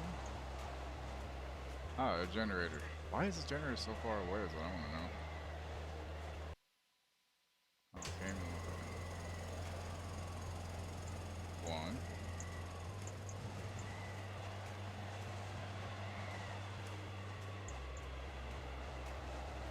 Everything seems just kind of haphazardly put out here, like what the hell? Guess the one. There it is. Well, don't you feel better, puppy?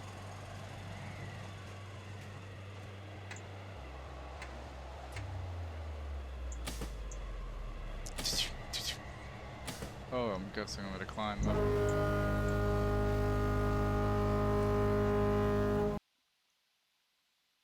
Why is Origins open?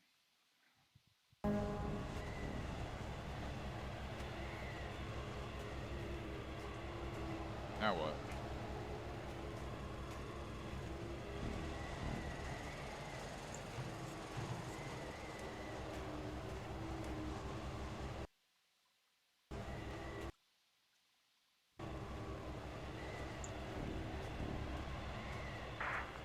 I can't feel my legs, James.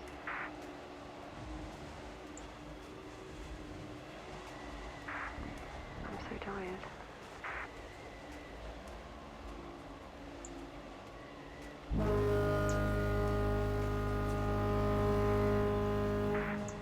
What are you doing? James, please.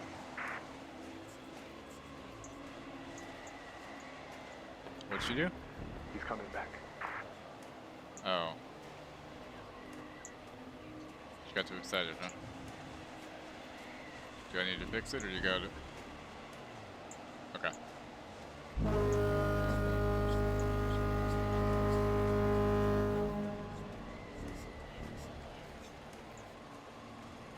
You're whispering, not a fan.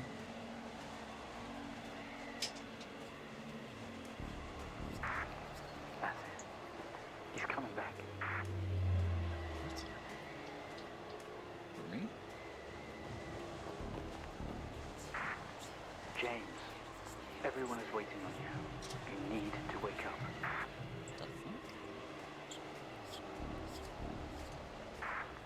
These machines, they are your lifeline. Follow them, please.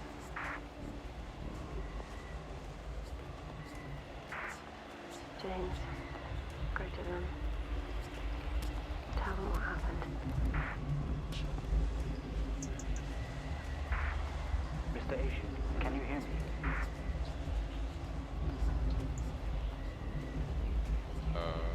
That's a giant tentacle.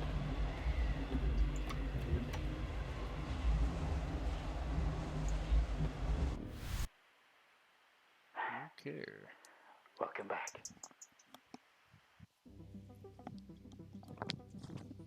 To be concluded. One more episode to go, y'all. This is a little weird.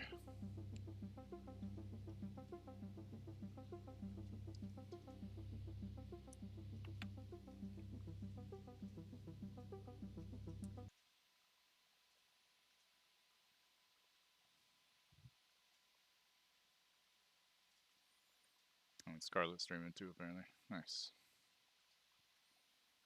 Everybody's streaming today, I guess.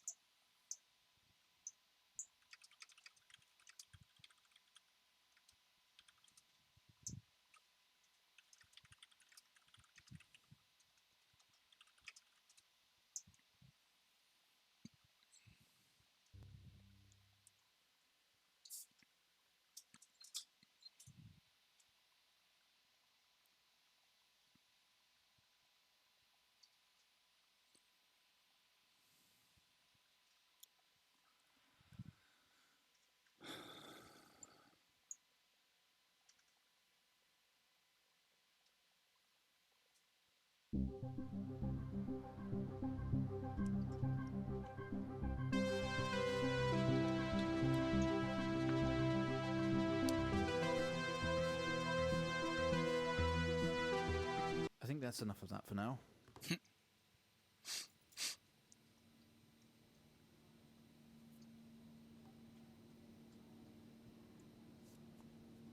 fond of this show, aren't you?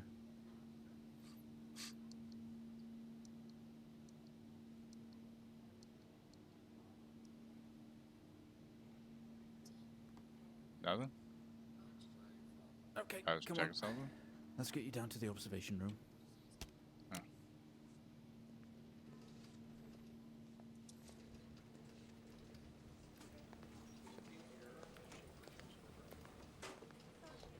This place must be starting to feel like home to you. Don't worry. Try and get you out of here eventually. Just in here.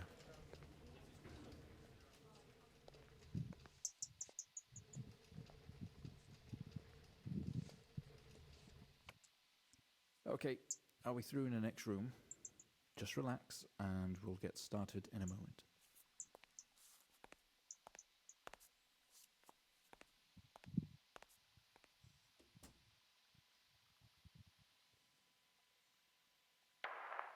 Right, Mr. Asian, now are you ready?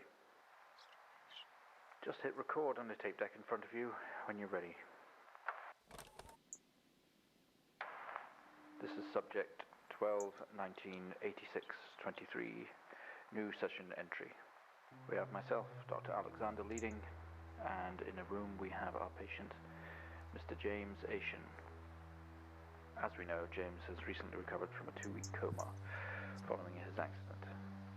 In our last 3 sessions, James's attempts to recollect events of the accident seen him merging his memory with his imagination. These episodes have always ended in panic, and we've had to terminate the session abruptly. Let's try and do this one better, James.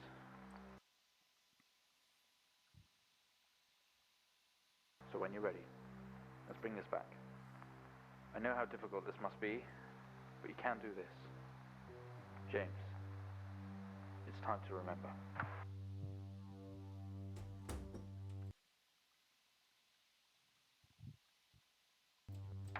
Your mind, it's like a conscious black box. It can show you your memories. Look into it.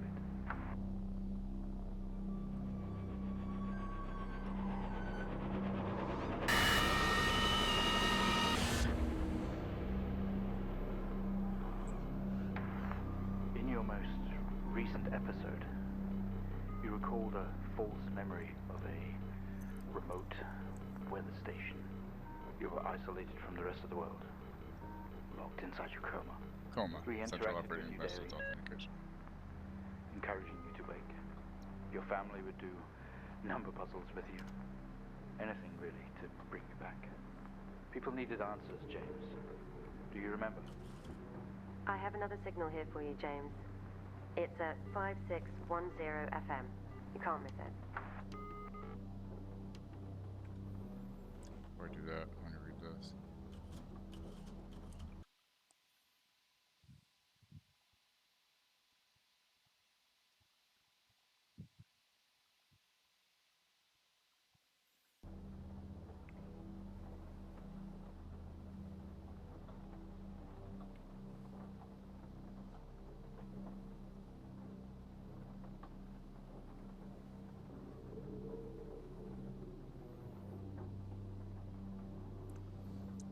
Traffic accident, number of vehicles 2, 3, 2088, Pleasant Hill Forest Road.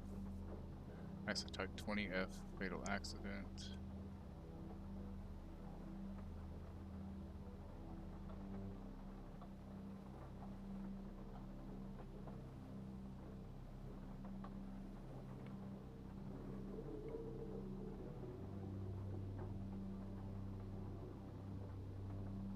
Station wagon white.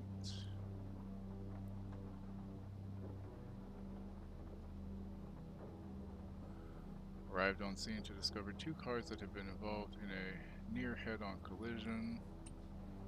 Mr. Asian found lying down outside his vehicle with head injuries. An ambulance was immediately called. His passenger was trapped in the vehicle in critical condition from wounds sustained in the collision. The driver of the blue sedan, Mr. Hennings, was found dead on arrival. It was noticed that there was a strong smell of whiskey from the driver and an empty whiskey bottle on the passenger seat. Mr. Asian was questioned on scene. He described an oncoming blue sedan being clearly out of control, which he swerved to avoid. Mr. Asian's passenger was his sister. The driver of the blue sedan is an ex-police officer. Oh, god damn it. Of course it is.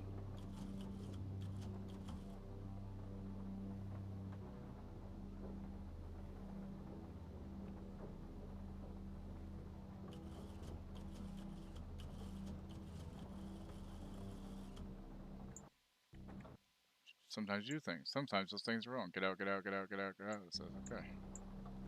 Alright, so FM 5610.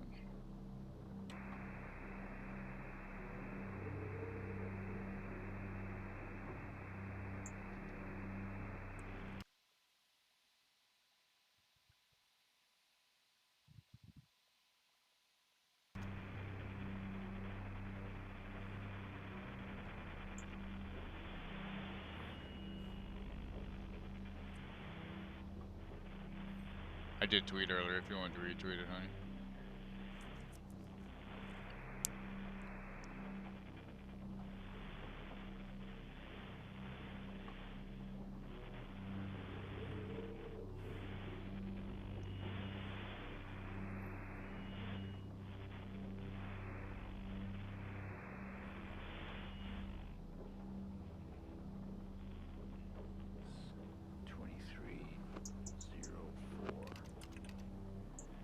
Type in the numbers, James.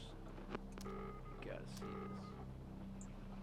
This is 20F 12 19 86 23 04.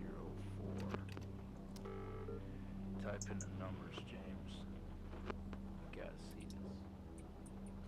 This is 20F 12 19 86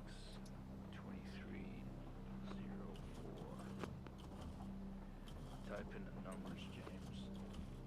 You gotta see this. Okay, so this is 20F 12 19 86 23 excuse me. 04. Type in the numbers, James. You gotta see this. This is 20F 12 19 86 23 04. Type in the numbers, James. You gotta see this. This is 20F 12 19 86 23 04. Type in the numbers, James. Line 2. Gotta see this. This is 20F 12 19 86 23 04. Type in the numbers, James. You gotta see this. This is 20F Empty whiskey. 12 19 86 23 04. Type in the numbers, James. You gotta see this. This is And 20 line F 3. 12 19 Out of 86 control. 23 04. Type in the numbers, James. You gotta see this. This is 20F 12 19 86 23 04. Type in the numbers, James. That's what I put the first time. It's weird.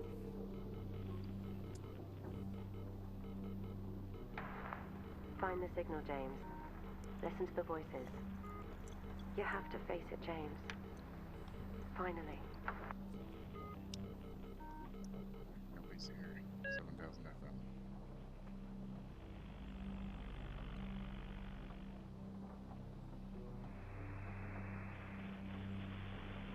Once everybody's streaming today, so it's our brother's family. That's fine. Just play for myself, I guess.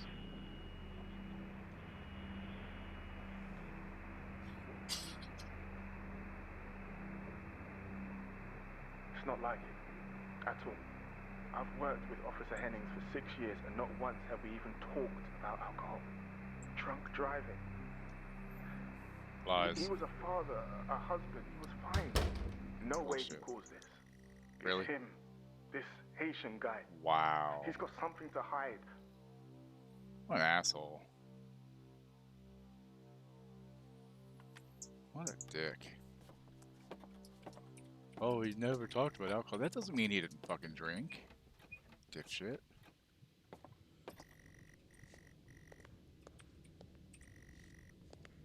Certainly feels like an emergency. All your episodes recorded to tape. This is the 4th. Sometimes I make you watch your past sessions to see what really happened. They're all locked. You sense up, someone else is here.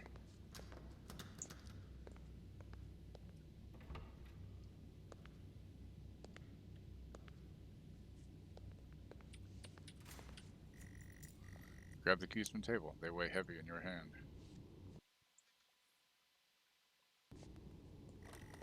He has quite an imagination, Mr. Asian.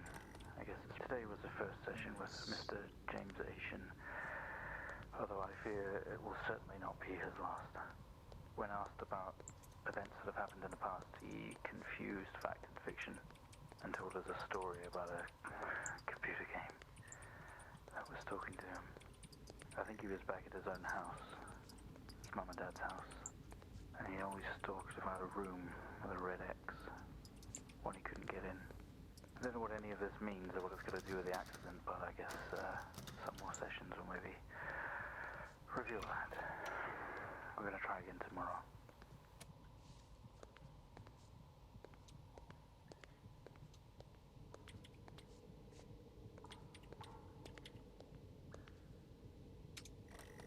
We found him lying there sobbing while his sister died in the car next to him, while Hennings died next to him. What the fuck was he thinking? She was still alive when we got to her. If he'd have done something, they could all still be here. Wow, go fuck yourself, asshole. Spent most waking moments in here. Only video they have, some horror compilation. Trash. Boy, that's meta right there. That's what I'm playing. That's exactly what I'm playing. That's funny. Can I get to the TV? No? Not allowed to?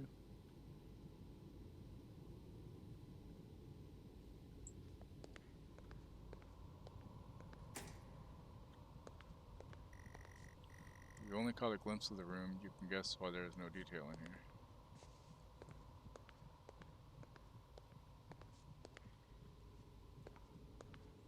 Okay. Hey, Solomon.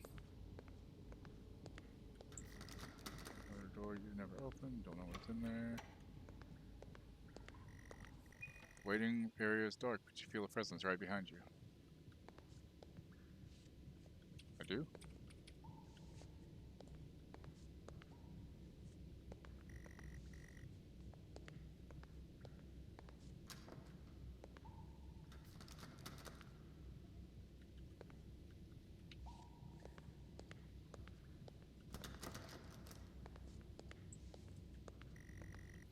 Feel dread in the pit of your stomach. I probably should, huh? It's so bright. Fuck. Okay, we have a 22-year-old male just brought in from a vehicle collision. He was awake and mobile at the scene, but collapsed on arrival to the emergency ward. The other passengers died in the accident. I'm getting no pulse. Prepare for defib. Amp charge full to 10 and give me 100 joules.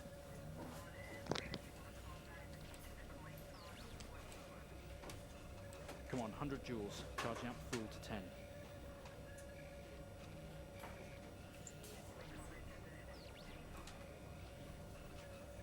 Come on.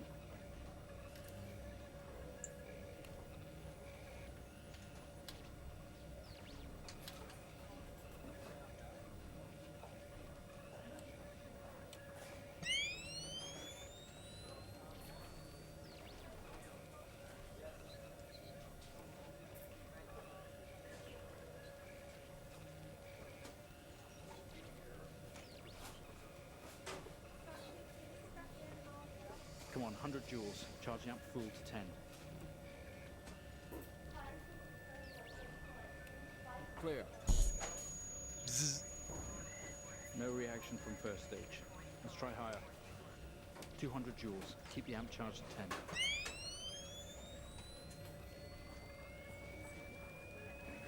200 joules. I'm kidding there. Charge at Goddamn, 10. calm Let's down. go.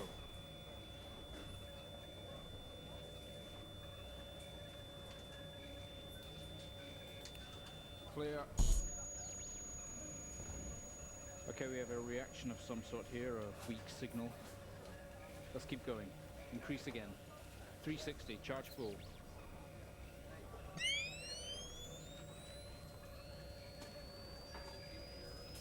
Come on, 360, hurry.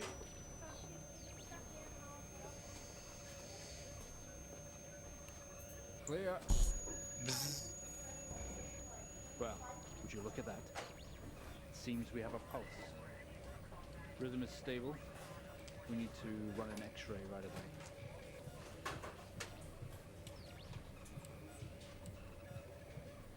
Where are we with that X-ray? Let's get it going now, please.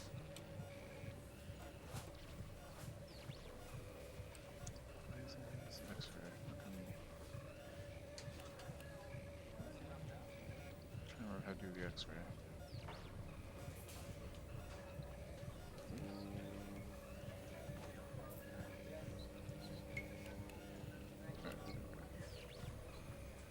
Charge back up. Looks like an intracerebral hemorrhage. We need to drain this now to relieve pressure. Prepare for trepanation. Switch on a drill, please.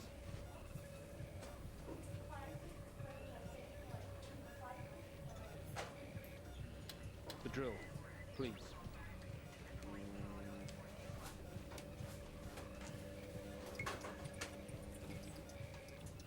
I did switch on the goddamn drill. Fuck off.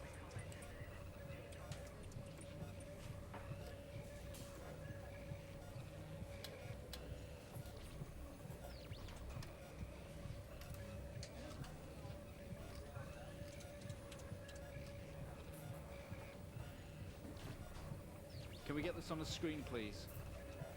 What the fucking doing, asshole?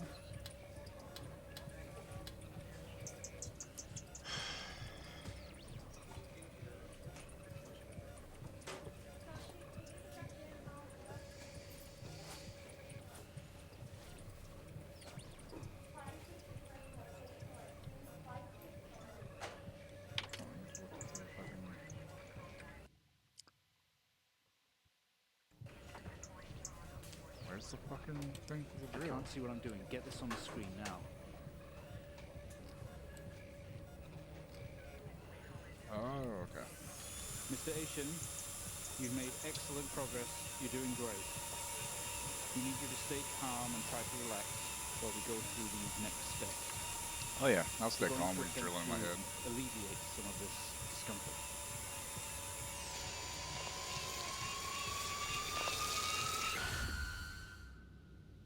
This game is fucking weird.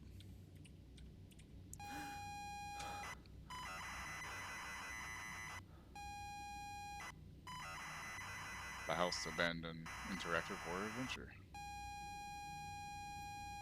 10:05.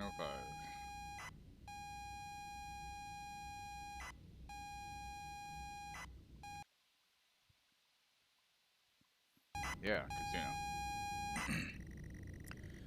Not only is tonight New Year's Eve, but tomorrow you leave on a 6-month trip abroad with friends. Mom, Dad, and your sister Jennifer has decided to throw a party to celebrate it all. The house is full. You're in the living room, and as usual, you don't recognize a soul. The room is full of chatty strangers, mostly friends of Mom and Dad. There is a door to the hall.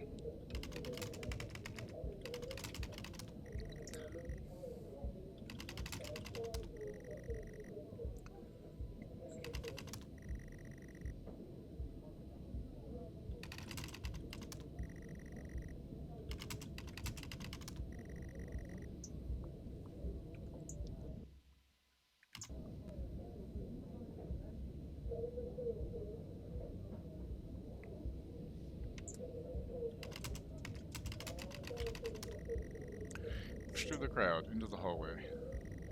The hallway is as welcoming as ever, only this time the folks have put a great big banner up across the main hall. Half-finished drinks are abandoned on almost every horizontal surface. Stairs lead up, although the party is firmly downstairs.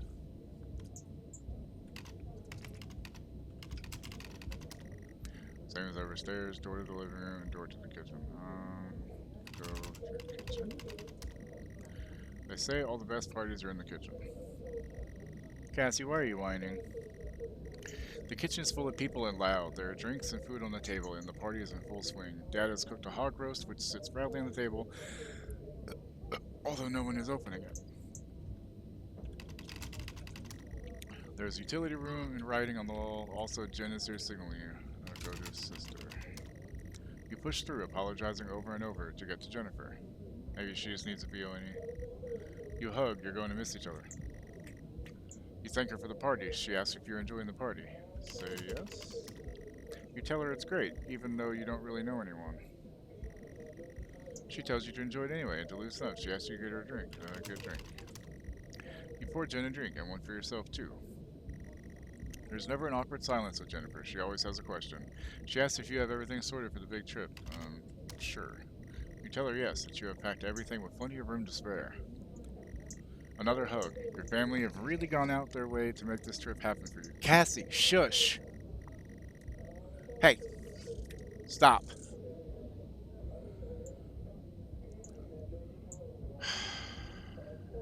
Can you give her a bone? It might be what you need to get some perspective and maybe not fuck up so much. She's going to miss you. You're going to miss her. She walks away. Press enter to continue. Jen has disappeared into the crowd. You're left standing, nodding and smiling at the approving faces. There's so much to do for this move. Can't mess it up. But first, a drink. Drink. You pour down another drink. Anything to move the night along.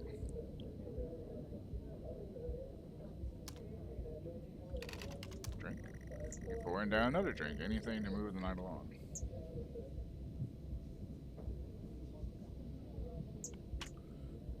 Where am I? Look around. Room is full. There's utility room and writing on the wall. Read wall. Read writing.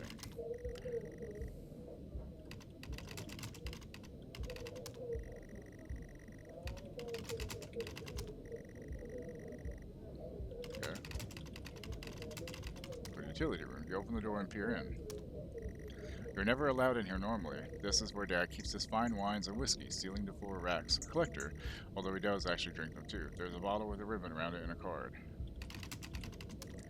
You pick up the whiskey and the card. It's your dad's handwriting. Son, we're so proud of you and everything you achieved. You've earned this. It's a bottle of 25-year-old double malt. You shouldn't really, but you have to try it. With your whiskey in hand, you take in the room about you. There must be hundreds, no thousands of pounds worth of drink in here. You really must thank your dad for the whiskey.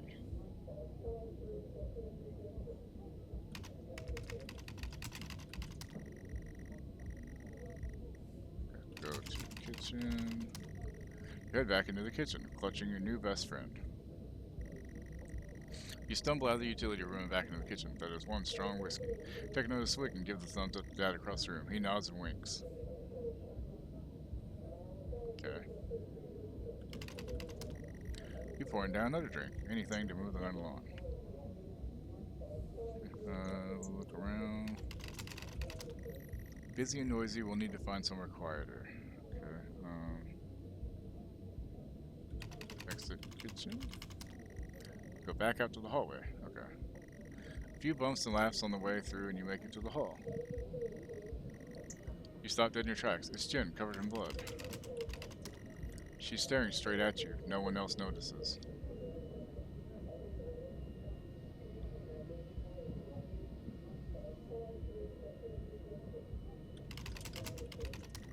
Blood is dripping down her face. It's mixing with tears. I'm sorry, I don't understand.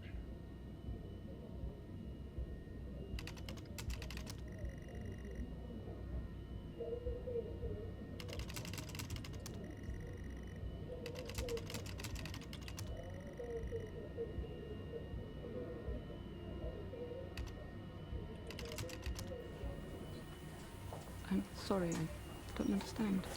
We tried our best, Mrs. Asian, but her injuries were too severe. No, I don't understand. I was just talking to her. I'm afraid Jennifer passed away before we could get to her in surgery. We did the best we could. I'm so sorry. Where is she? Let me see her. Please, Mrs. Asian, take a seat. I don't want to take a seat. Let me talk to her. Now.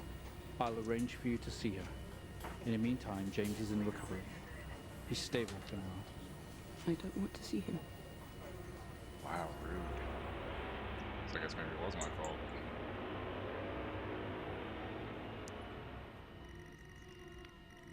You're standing in the hallway. Something had stopped you in your tracks. While searching your mind, your sister interrupts. She waves her hand in front of you and asks if you can drive her home. You still feel out of sorts. Those words echo.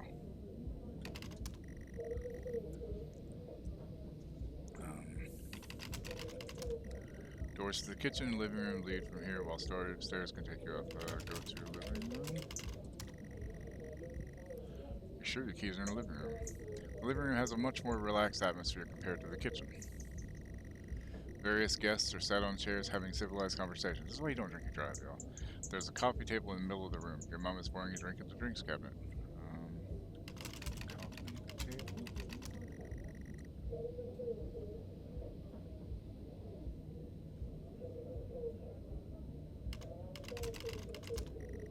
Coffee table, a drinks cabinet, one of the chairs overflowing with jackets and coats. Good coats. Coats? Search through all the jacket coats until you find yours. Aha! Car keys in the pocket. You grab both.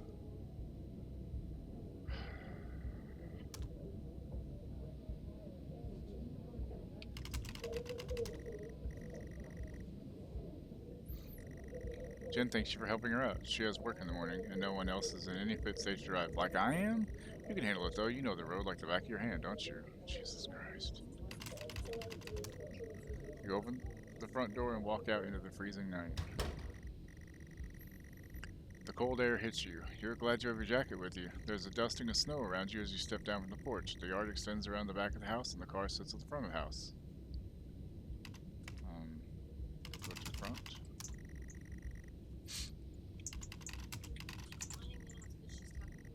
Okay. Crisp snow, cold air, and dark. Let's get this over with. Fumbling with the car keys, you eventually get the door open and climb inside. The car is freezing. As you fumble around with your seatbelt, your sister opens up the car glove box and hands you a note and key that was inside. She tells you that's for when you return. The note is from your dad and reads, "Hi son, hope you enjoy your break. You'll need to fire up the generator around back to get power and lights on. Also, found something in the attic for you. It's in your room. Enjoy." The car is freezing. Both you and Jenny have your seatbelts on and are ready to go. It's time to go. Use key.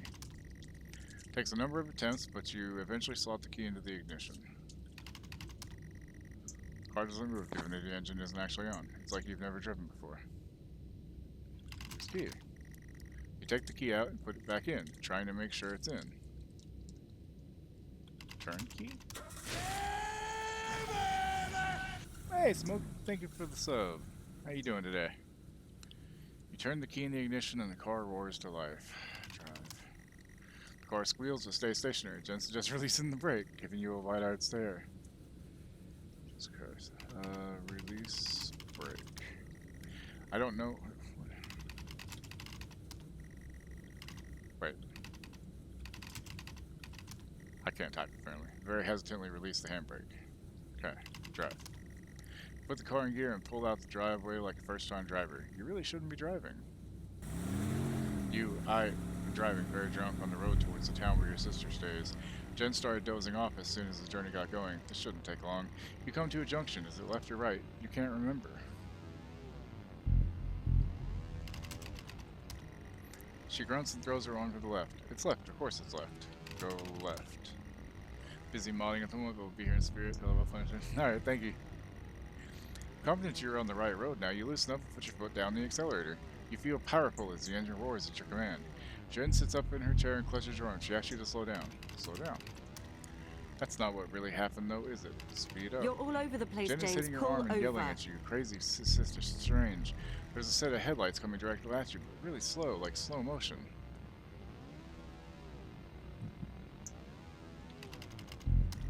You try to react, but your body isn't responding. There's nothing you can do to stop this. There's no way to control it.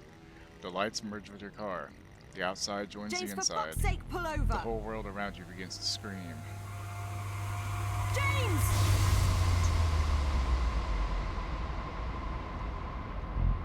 It was at this very moment, wasn't it, James? The moment you lost it all. This is why you don't drink and drive, especially if sister, the weather's bad. Your But parents, regardless, you shouldn't drink and drive at all. yourself. And then you made it worse. Go on. Show us what you did. You wake up in the car, your world is upside down, your seatbelt struggles against gravity trying to hold you in your seat. An impact into another car has torn a hole in the chassis. Poisonous fumes spill into your car from its engines. You're in grave danger, you have to get out of here. Get out. You can't move, your seatbelt is still in place. Unlock seatbelt. I'm sorry, unlock seatbelt. Seatbelt.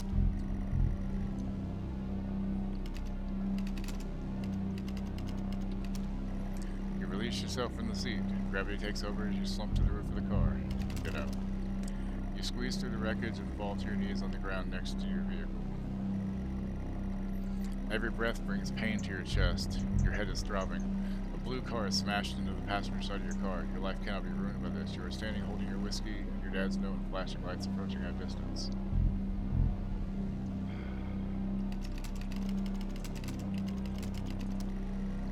With the lights approaching closer, you begin to hear the shrill of their sirens. You simply cannot go to jail for this. You clean the bottle to remove your connection to the whiskey. You then very deliberately spill the remainder of this bottle's contents onto the driver and you toss the incriminating evidence on the passenger. Jesus fucking Christ. A circle of flashing lights surrounds you, illuminating the crash site in the darkness. Behind them, an army of people, all staring. One figure steps out, a silhouette, and walks toward you.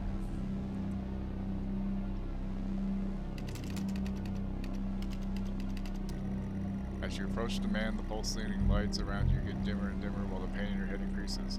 You fall to the ground at his feet. I know you're tearing yourself apart over it. But no Jesus matter what you Christ. keep telling yourself, you have to listen to me. That accident, that poor man, me. You have to remember. It was all your fault. Yeah, you shouldn't fucking drink and drive.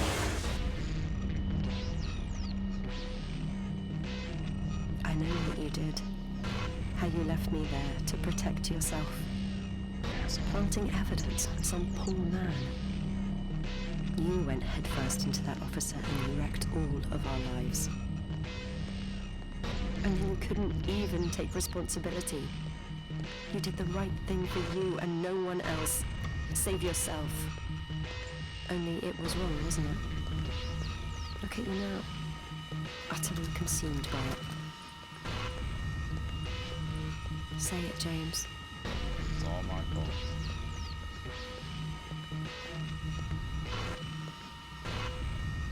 Say it. Tell them.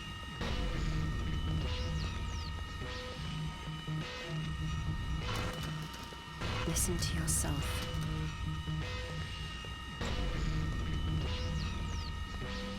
It has to end, James.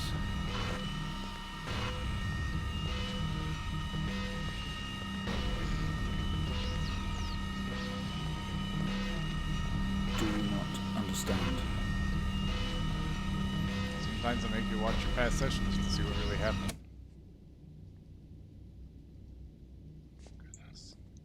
Well, I think we've made progress today, Mr. Haitian. I guess we should tell the police what you've told us. Although I don't suspect they'll take you anywhere. I think you'll be with us for quite some time.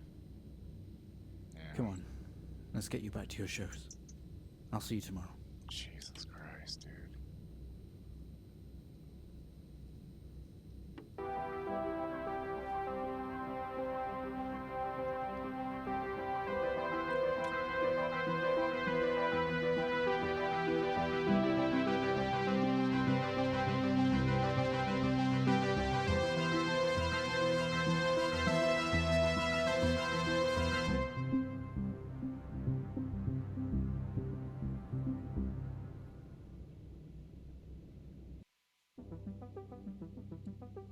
Damn, that's fucked up, man.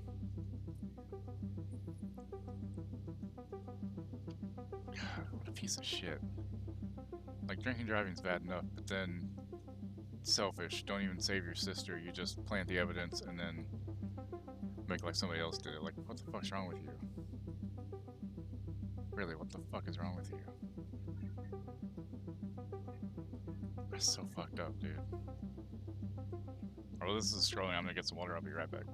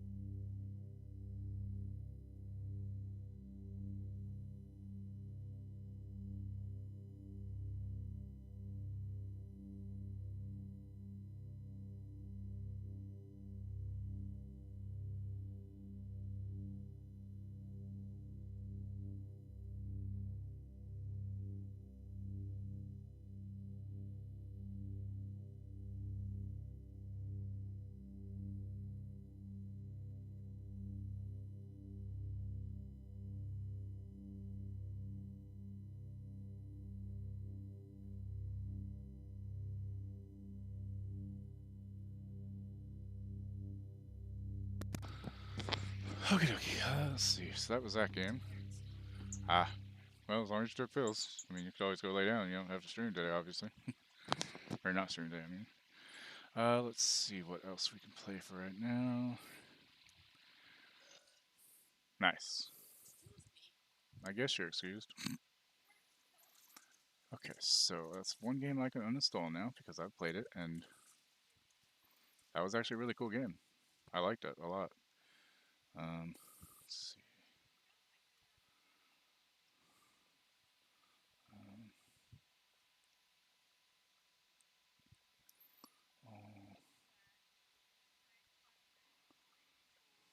Stories Untold. When installed, I mean, it's only 1.82 gigs. But not bad for a game that I'm pretty sure I got free one week on Epic. Let's see. What else can I play that's not very long for now? Let's try this one out. Wait, why was that on? Oh.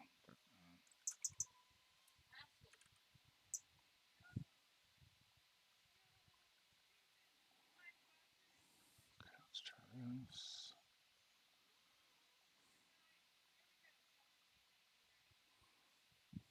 Oh, wrong thing. I need game capture.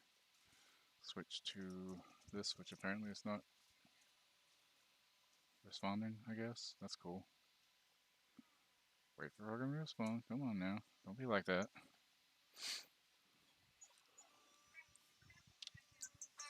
What? What do you want? Mommy have something? What do you have? Chips? Oh, she does love crackers. Alright, so that's. I don't know if y'all have ever seen the Airhead Extreme Rainbow Berry strip thingies. They look like a little rainbow. They're sour, but they're really good. I'm getting there. We have a name that may not really be all that politically correct, but we came up with it because the rainbow is the symbol for LGBTQ people, the gay pride and all that. So we call it Gaykin because it's like strips of bacon, but it's gay, so Gaykin. But it's not in a bad way. Okay, so this game is called Saturnalia. I don't know much about it. I figured I'd at least look at it real quick. Let's see. It takes how long to beat? 10 hours? I don't know about playing that then. That's kind of long.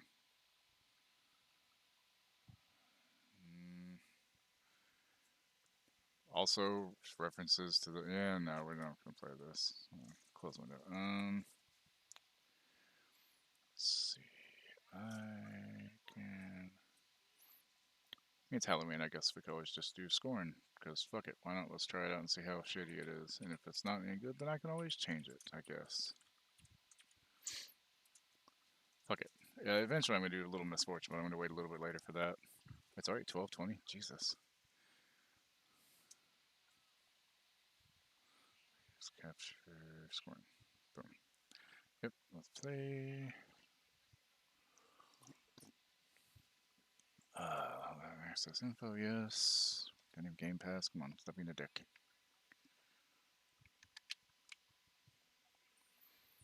This game looked kind of disgusting from what I see, but it gives you something to play for a little bit.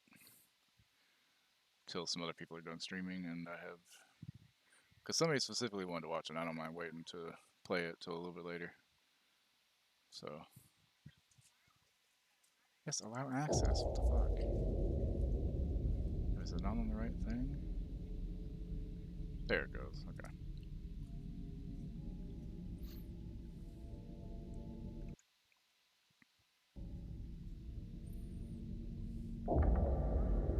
Scorn. It's corn. Does controller not work? Settings. Audio.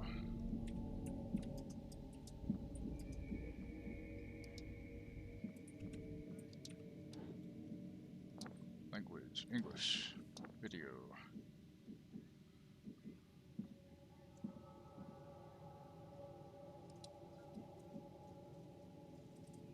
Surface motion blur off, please. Because that seems to bother people a lot, so. Shadows put on medium. That's fine. Controls, controller. Okay, cool. So that's all that stuff. Yeah. Alright, so let's play some scoring, I guess, and see how this goes. Because why not? Can't be that bad, right?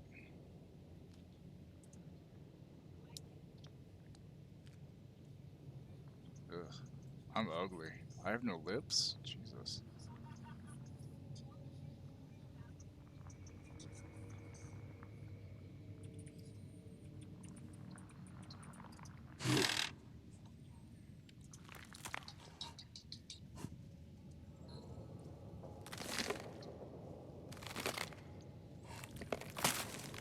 Gross.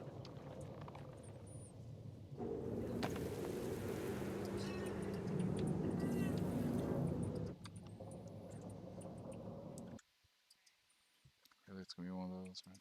God damn it all.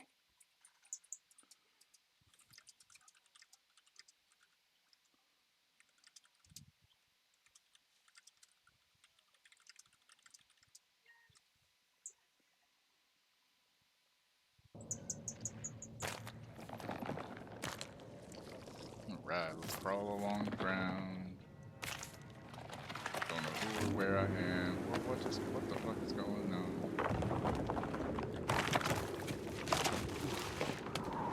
Thud. Oh, I'm fine. Yeah. I'm perfectly fine.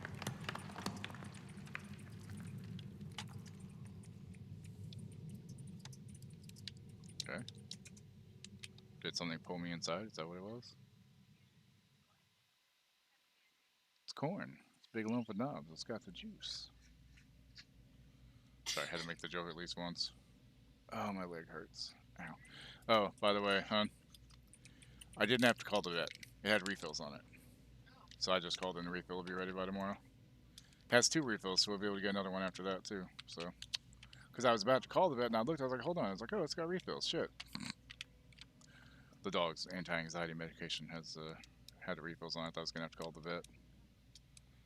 Okay, so I'm in some weird H.R. Giger looking place. Yes, if you didn't know, H.R. Giger, it actually is pronounced. What is because I always H.R. Geiger, but it's actually Giger, weirdly enough. The guy who made the designs for like Alien and shit. Who knew, right? Oh, is that how you run? Oh, left button? Okay.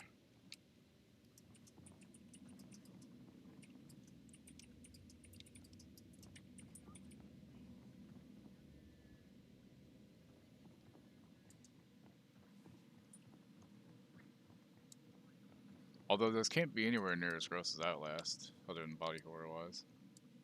Outlast 2, I mean.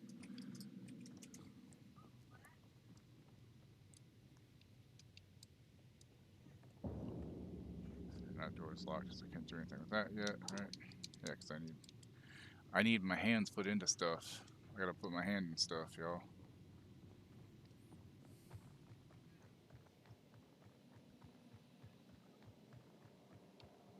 You know what? Settings. I think the audio needs to be back up.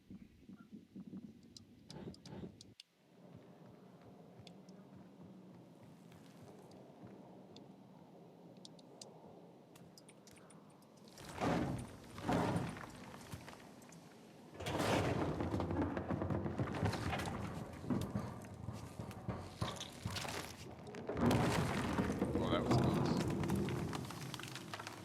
What's this? Yeah, just stick my hand in there, sure, why not?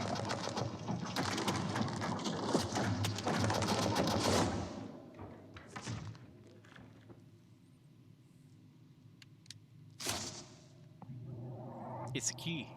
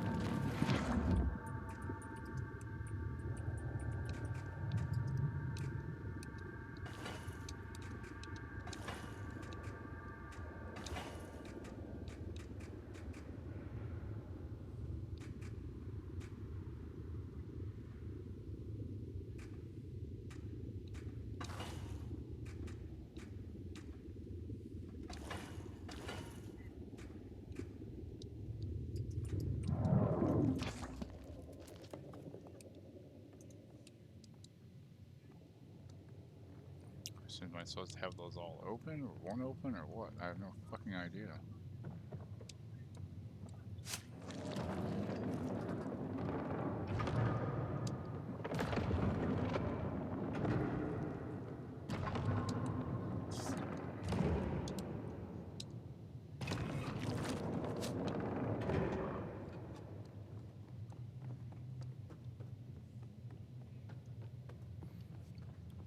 I think I understand that, okay. So, let's go this way, maybe?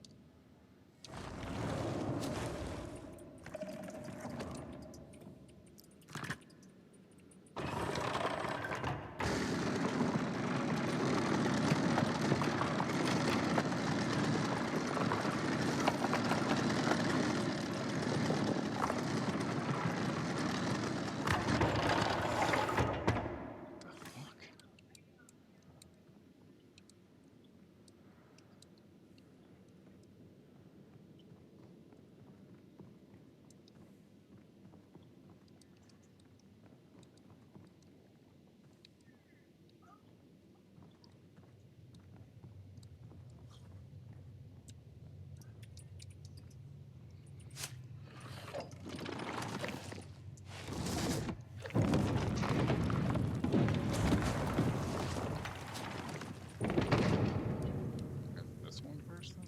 I'm so confused. I have no idea what's going on here. Okay.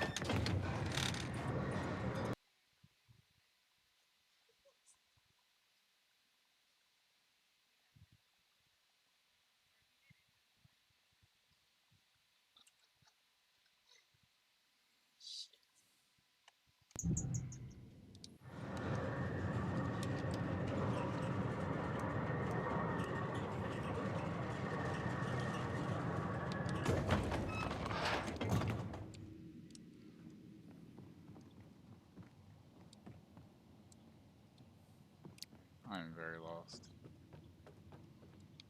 What's this?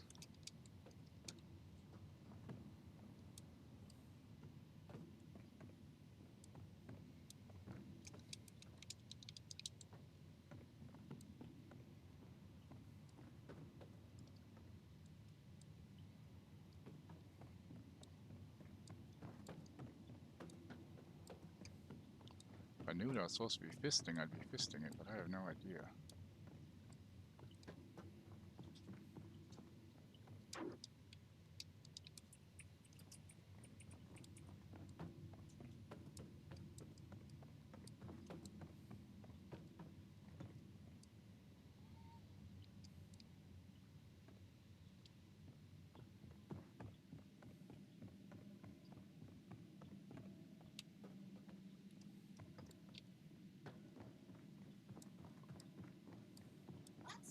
What? Did you know that Def Leppard had an album come out this year? Yeah, I told you that months ago. Wow. You know what? I'm not digging this game.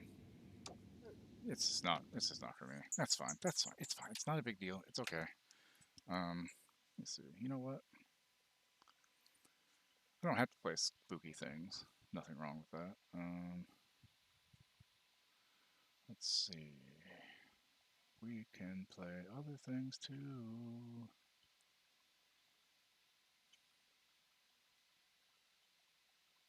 Let's see.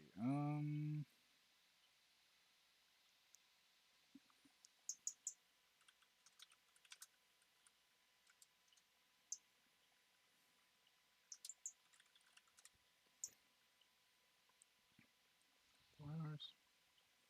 Yeah. You know what? Let's. I don't know. Maybe not. Trying to decide what to play, guys. Sorry.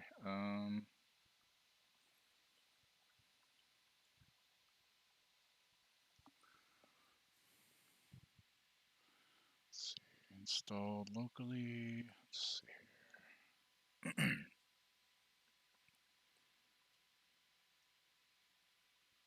Probably gonna install that now.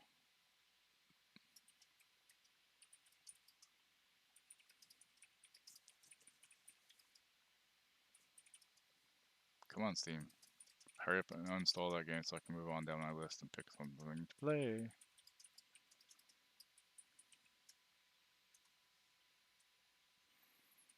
Sorry, y'all. Just being stupid.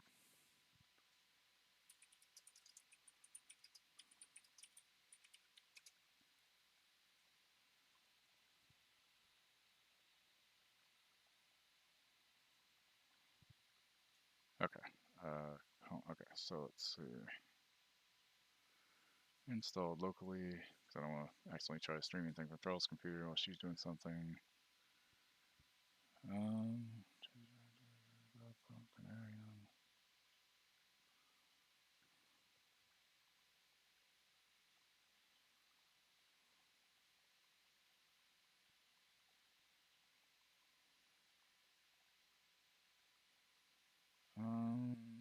Guys, I have too many fucking games to choose from, honestly.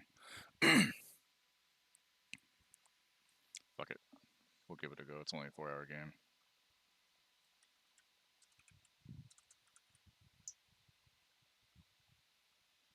It's gonna be a weird game. We're gonna try it.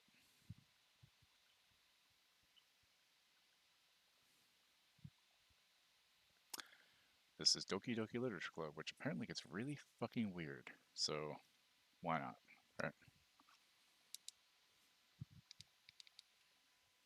This game is not suitable for children or those who are easily disturbed. Ooh. Individuals suffering from anxiety or depression may not have a safe experience playing this game. By playing Doki Doki Literature Club, you agree that you are at least 13 years of age and you consent to your exposure of highly disturbing content. Think. This is gonna be weird. Just saying.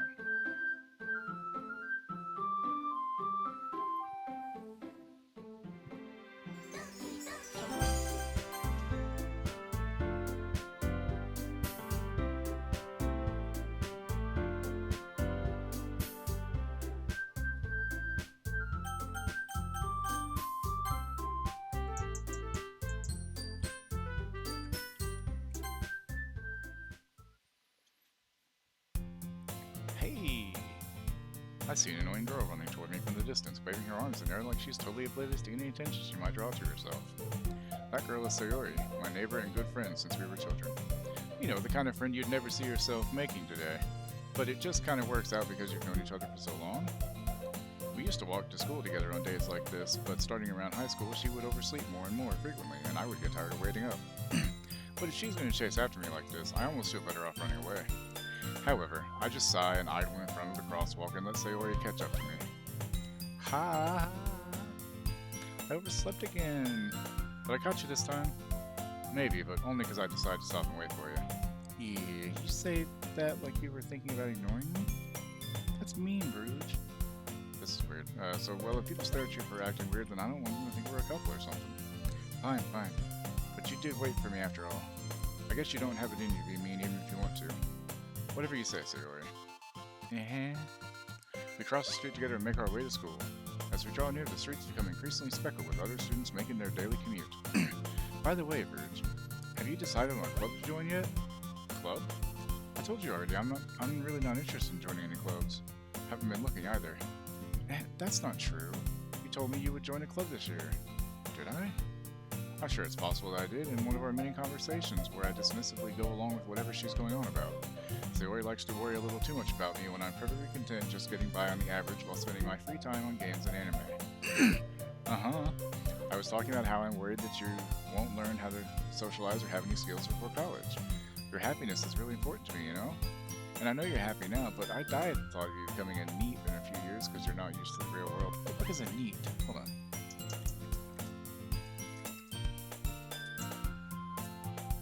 Not in education, employment, or training refers to a person who is unemployed and not receiving an education or vocational degree. Never heard that phrase before, but alright. You trust me, right? Don't make me keep worrying about you. Alright. I'll look at a few clubs if it makes you happy. No promises, though. Can you at least promise me you'll try a little? Yeah, I guess I'll promise you that. Yay! Why did I let myself get lectured by such a carefree girl?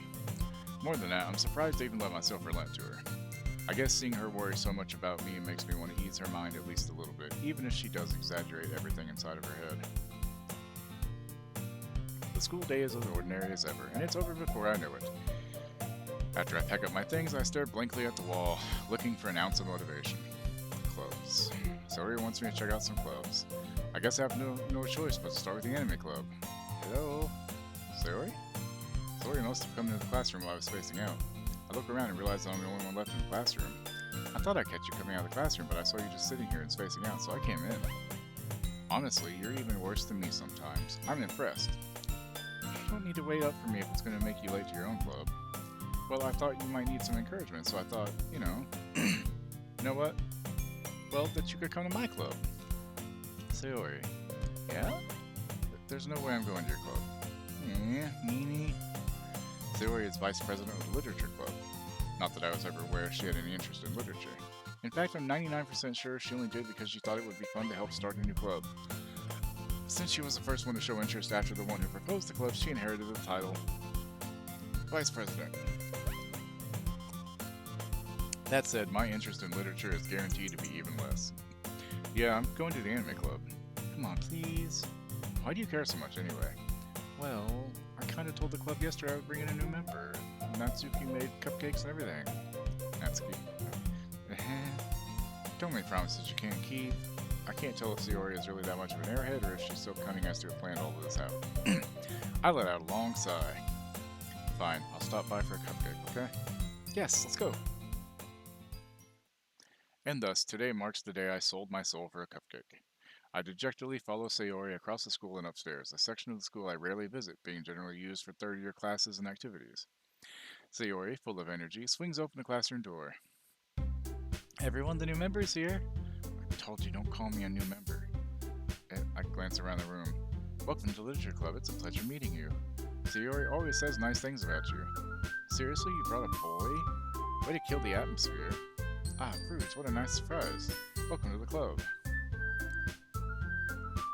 All words escape me in this situation. This club is full of incredibly cute girls. What are you looking at? If you want to say something, say it. Sorry. Natsuki. The girl with the sour attitude whose name is apparently Natsuki is one I don't recognize. Her small figure makes you think she's probably a first year. She is also the one who made cupcakes, according to Sayori. You can just ignore her when she gets moody. Sayori says that quietly into my ear, then turns back toward the other girls. Anyway, this is Natsuki, always full of energy, and this is Yuri, the smartest in the club. But don't say things like that. Yuri, who appears comparatively more mature and timid, seems to have a hard time keeping up with people like Sayori and Natsuki. Ah, well, it's nice to meet both of you. And it sounds like you already know Monica, is that right? That's right. It's great to see you again, Verge. Monica smiles sweetly. We do know each other well. We rarely talk, but we were in the same class last year. Monica was probably the most popular girl in class. Smart, beautiful, athletic. Basically, completely out of my league. So having her smile at me so gently feels a little... You too, Monica. Come sit down, Bruce. We made room for you at the table, so you can sit next to me or Monica. I'll get the cupcakes. Hey, I made them. I'll get them. Sorry, I got a little too excited. Then how about I make some tea as well? The girls have a few desks arranged to form a table.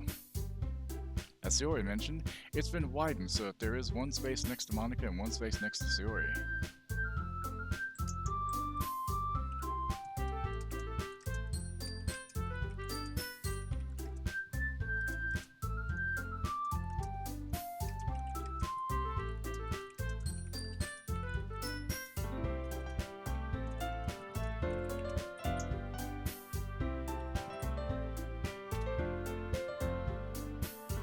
Natsuki and Yuri walk over to the corner of the room where Natsuki grabs a wrap tray and Yuri opens the closet. Still feeling awkward, I take a seat next to Sayori. Natsuki proudly marches back to the table, tray in hand. Okay, are you ready? Ta-da! Whoa, Sayori says. Natsuki lifts the foil off the tray to reveal a dozen white fluffy pancakes decorated to look like little cats. The whiskers are drawn with icing and little pieces of chocolate were used to make ears. So cute! I had no idea you were so good at baking, Natsuki. Well, you know. Just hurry and take one. Sayori grabs one first, then Monica, I follow. It's delicious. Sayori talks with her mouth full and has already managed to get icing on her face. I turn the cupcake around my fingers looking for the best angle to take a bite. Natsuki is quiet. I can't help but notice her sneaking glances in my direction. Is she waiting for me to take a bite? I finally bite down. A single cupcake for a soul? Wow, right? The icing is sweet and full of flavor. I wonder if she made it herself. This is really good. Thank you, Natsuki. Why are you thanking me? It's not like I... Haven't I heard this somewhere before? Made them for you or anything. I thought you technically did. Sayori said, well, maybe, but not for you, dummy. Alright. I give up on Natsuki's weird logic and dismiss the conversation. I mean, if they're good cupcakes, I mean, I'm a ginger, so I don't really have a soul, but if I had one, I'd sell one for a damn good cupcake. I'm pretty cheap though, so. Yuri returns to the table carrying a tea set. She carefully places a teacup in front of each of us before setting down the teapot next to the cupcake tray. You keep a whole tea set in this classroom? Turn the music down a little bit since it's just music.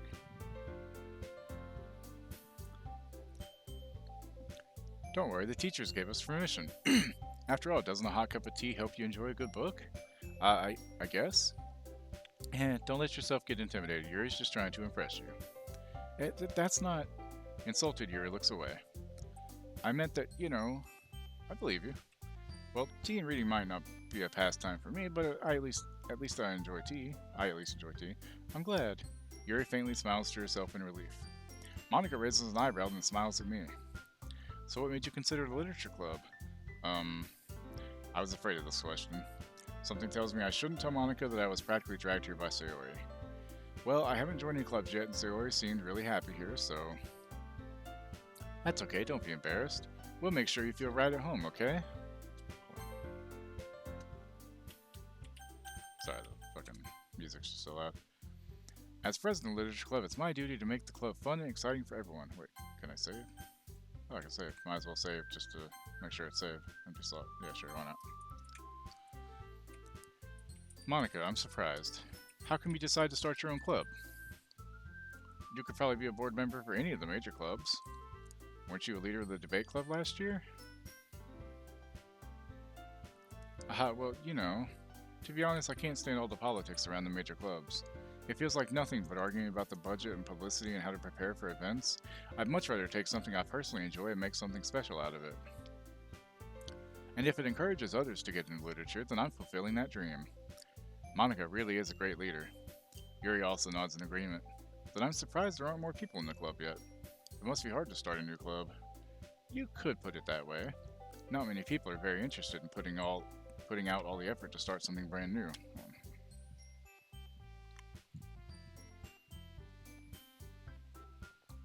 Lips getting dry. I forgot to put some hydrating stuff on. Especially when it's something that doesn't grab your attention, like literature. You have to work hard to convince people that you're both fun and worthwhile. But it makes school events like the festival that much more important. I'm confident that we can all really grow this club before we graduate. Right, everyone? Yeah! Zori's way too cheerful. We'll do our best. You know it. Everyone enthusiastically agrees. Such different girls, all interested in the same goal, hooking up with me. That's good. Monica must have worked really hard just to find these three. Maybe that's why they were all so delighted by the idea of a new member joining. Though I still don't really know if I can keep up with their level of enthusiasm about literature. So, Bruce, what kind of things do you like to read? Well, considering how little I've read these past few years, I don't really have a good way of answering that. Manga? I mutter quietly to myself, half joking. Natsuki's head suddenly perks up. It looks like she wants to say something, but she keeps quiet. Not much of a reader, I guess. Well, that can change. What am I saying? I spoke without thinking after seeing Yuri's sad smile. Anyway, what about you, Yuri? Well, let's see. Yuri traces the rim of her teacup with her finger. My favorites are usually novels that build deep and complex fantasy worlds. The level of creativity and craftsmanship behind them is amazing to me. See, to me, she's talking about Brandon Sanderson's books because he is one of the best world builders out there. And telling a good story in such a foreign world is equally impressive. Yuri goes on, clearly passionate about her reading. She seems so reserved and timid since the moment I walked in, but it's obvious by the way her eyes light up that she finds her comfort in the world of books, not people. But you know, I like a lot of things. Stories with deep psychological elements usually immerse me as well. Isn't it amazing how a writer can so deliberately take advantage of your own lack of imagination to completely throw you for a loop? Anyway, I've been reading a lot of horror lately. I read a horror book once. I desperately grasped something I can relate to at the minimal level. At this rate, Yuri might as well be having a conversation with a rock. Really? I wouldn't have expected that, Yuri. For someone as gentle as you. I guess you could say that. But if a story makes me think or takes me to another world, then I really can't put it down. I mean, a good story is a good story, right? Surreal horror is often very successful at changing the way you look at the world, if only for a brief moment. Ugh, I hate horror. Oh, why's that? Well, Natsuki's eyes dart over to me for a split second. Never mind. That's right, you usually like to write about cute things, don't you, Natsuki? But what? What gives you that idea? You left a piece of scrap paper behind last club meeting. It looked like you were working on a poem called Don't Say It Out Loud! And give that back! Fine, fine. Hey, your cupcakes, your poems, everything you do is just as cute as you are. Sayori sidles up behind Natsuki and puts her hands on her shoulders. I'm not cute! Natsuki, you write your own poems? Well, I guess sometimes. Why do you care? I think that's very impressive. Why don't you share them sometime? No! Natsuki averts her eyes. You wouldn't like them. Not a very confident writer yet. I understand how Natsuki feels. Sharing that level of writing takes more than just confidence. The truest form of writing is writing to oneself. You must be willing to open up to your readers, exposing your vulnerabilities and showing even the deepest reaches of your heart. Do you have writing experience too, Yuri? Maybe if you share some of your work, you can set an example and help Natsuki feel comfortable enough to share hers. I guess it's the same for Yuri. Aw, I wanted to read everyone's poems. We all sit in silence for a moment. Okay, I have an idea, everyone. Natsuki and Yuri look quizzically at Monica. Let's all go home and write a poem of our own. Then next time we meet, we'll all share them with each other. That way everyone is even. Yeah, let's do it. Plus, now that we have a new member, I think it will help us all get a little bit more comfortable with each other and strengthen the bond of the club. Isn't that right, Bruges? Monica smiles warmly at me once again. Hold on, there's still one problem. Yeah, what's that? Now that we're back to the original topic of me joining the club, I bluntly come forth with what's been on my mind the entire time. I never said I would join this club. Sayori may have convinced me to stop by, but I never made any decision. I still have other clubs to look at, and, I lose my train of thought. All four girls stare back at me with dejected eyes. But, I'm sorry, I thought... Rouge, you all... I'm defenseless against these girls. Hey, Toxic, what's up? How am I supposed to make a clear-headed decision when it's like this? That is, if writing poems is the price I need to pay in order to spend every day with these beautiful girls. Right. Okay, I've decided then. I'll join the literature club. One by one, the girls' eyes light up. How you doing today, Toxic? Yes! I'm so happy. Sayori wraps her arms around me, jumping up and down. Hey! You really did scare me for a moment. If you really just came for the cupcakes, I would be super pissed. Then that makes it official. Welcome to the Literature Club. Thanks, I guess. Okay, everyone. I think with that, we can officially end today's meeting on a good note. Everyone remember tonight's assignment. Write a poem to bring to the next meeting so we can all share. Monica looks over at me once more. Bruges, I look forward to seeing how you express yourself. Yeah. Can I really impress the class star Monica with my mediocre writing skills? I already feel the anxiety welling up inside me. Meanwhile, the girls continue to chit-chat as Yuri and Natsuki clean up their food. Hey Bruges, since we're already here, do you want to walk home together? That's right, Sayori and I never walk home together anymore because she's always stayed after school for clubs. Sure, might as well. Yay! Okay, give me a second, I'm gonna grab another drink. One sec.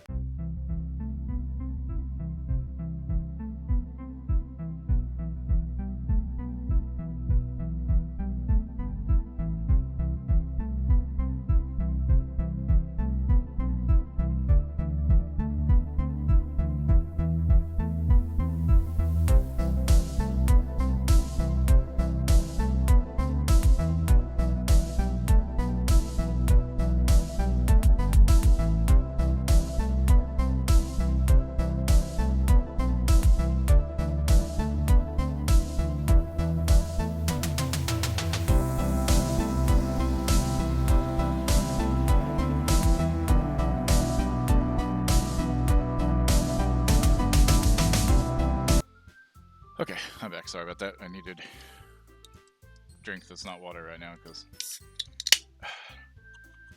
Alrighty.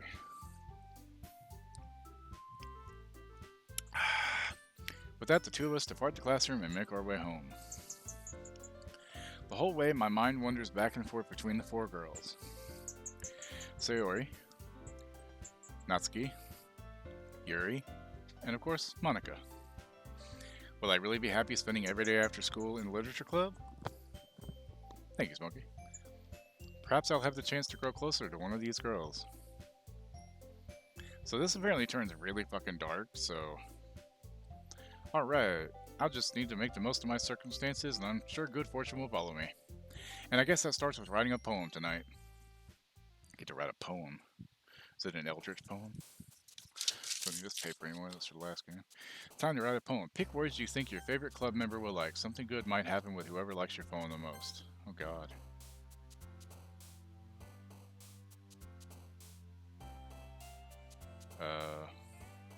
Good lord.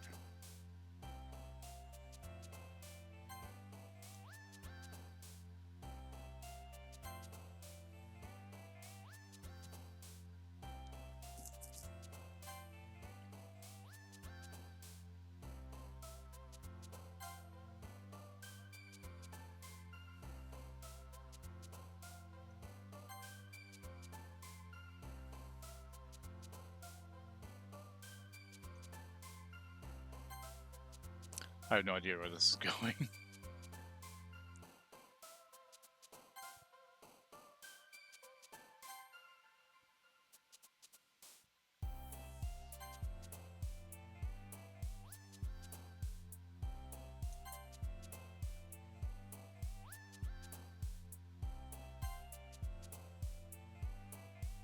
I don't even know what Doki Doki is. I'll click it anyway, fuck it.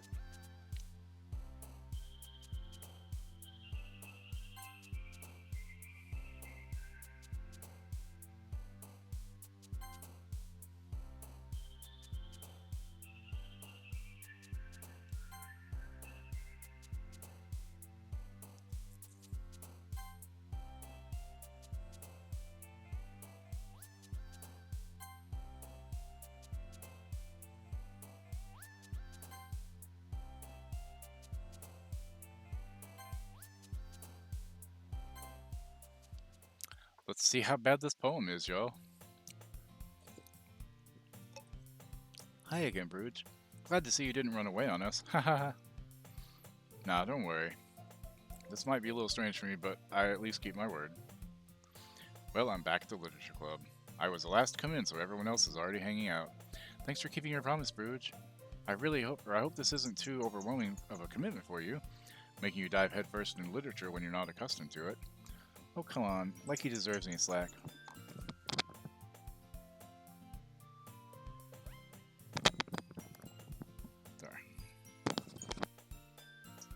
Sayori told me you didn't even want to join any clubs this year.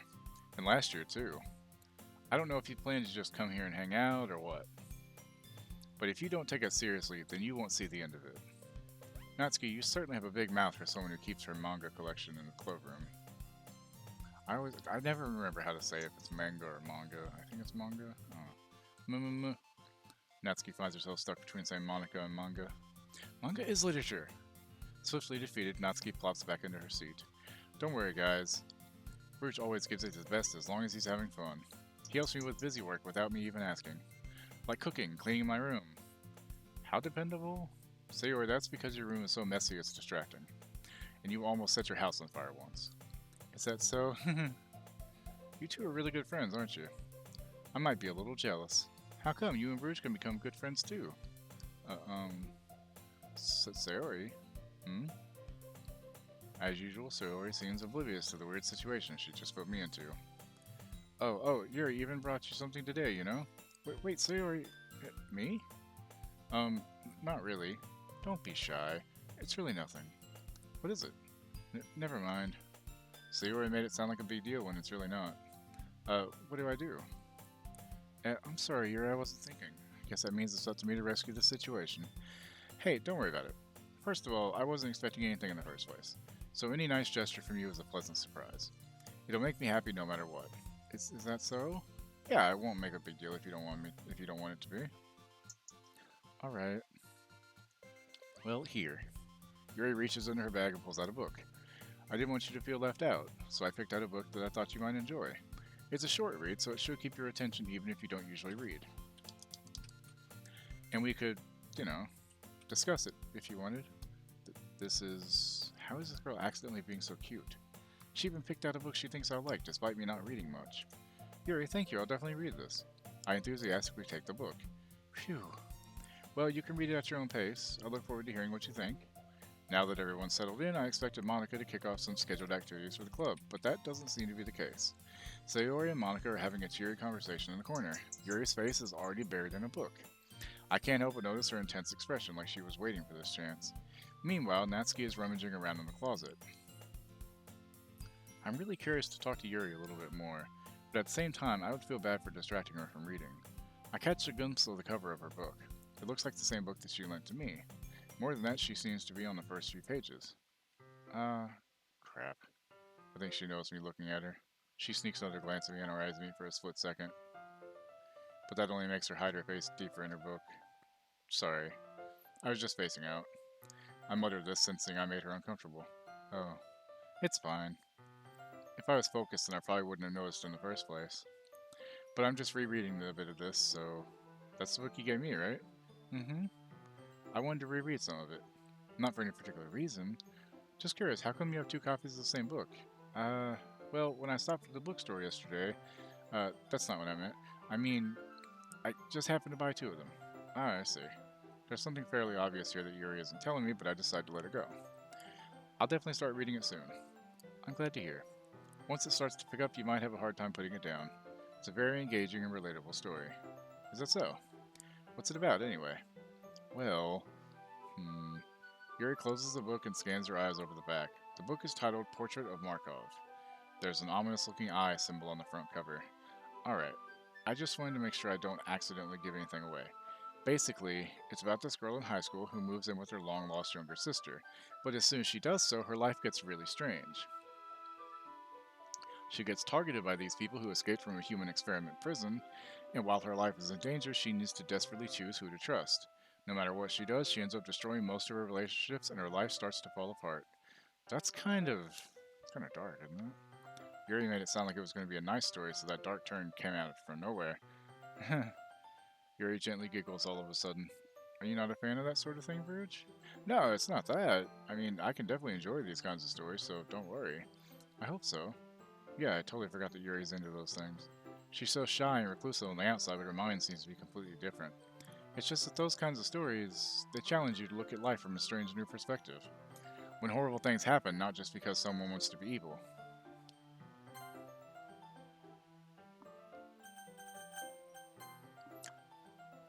But because they have their own goals or their own philosophy that they believe in.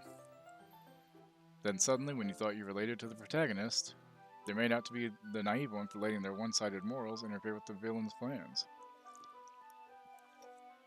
I'm rambling, aren't I? Not again. I'm sorry. Hey, don't apologize. I haven't lost interest or anything. Well, I guess it's alright then. But I feel like I should let you know that I have this problem. When I let things like books and writing fill my thoughts, I kind of forget to pay attention to other people. So I'm sorry if I end up saying something strange. And please stop me if I start talking too much. I really don't think you need to worry. That just means you're passionate about reading. The least I can do is listen. It's a literature club, after all. That's true. In fact, I might as well get started reading it, right? You don't have to. What are you saying? Just a moment ago you said you were looking forward to it. Let me just get the book. I quickly retrieve the book that I put into my bag. Alright, it's fine if I sit here, right? I slip into the seat next to Yuri's. Yeah. Are you sure?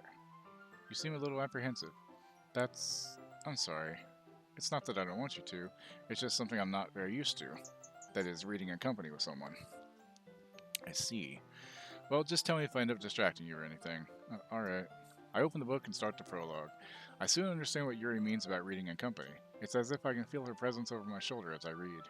It's not a particularly bad thing, maybe a little distracting, but the feeling is somewhat comforting. Yuri is in the corner of my eye. I realize that she's not actually looking at her own book. I glance over. It looks like she's reading from my book instead. Sorry, I was just... Yuri, you really apologize a lot, don't you? Yeah, me too. I do? I don't really mean to. Sorry. I mean... Here, this should work, right? I slide my desk until it's up against Yuri's and hold my book more between the two of them. I suppose so. Yuri timidly closes her own copy. Once we each lean in a little bit, our shoulders are almost touching. Ooh. It feels like my left arm is in the way, so instead I use my right hand to hold the book open. I guess that makes it kind of difficult to turn the page. Here. Yuri takes her left arm and holds the left side of the book between her thumb and forefinger. I do the same with my right arm on the right side of the book. That way I turn the page and Yuri slides it under her thumb after it flips to her side. But in holding it like this, we're huddled even closer together than before. It's actually kind of distracting me. It's as if I can feel the warmth of Yuri's face and she's in the corner of my vision. Are you ready? Yeah? To turn the page? Oh, sorry. I think I got a bit distracted for a second. I glance over at Yuri's face again and our eyes meet. I don't know how I'll be able to keep up with her. That's okay. You're not as used to reading, right? I don't mind being patient if it takes you a bit longer. That's what she said. It's probably the least I can do, since you've been so patient with me. Yeah, thanks. We continue reading. Yuri no longer asks me if I'm ready to turn the page. Instead, I just assume that she finishes the page before me, so I turn it by my own volition. We continue the first chapter in silence. Even so, turning each page almost feels like an intimate exchange.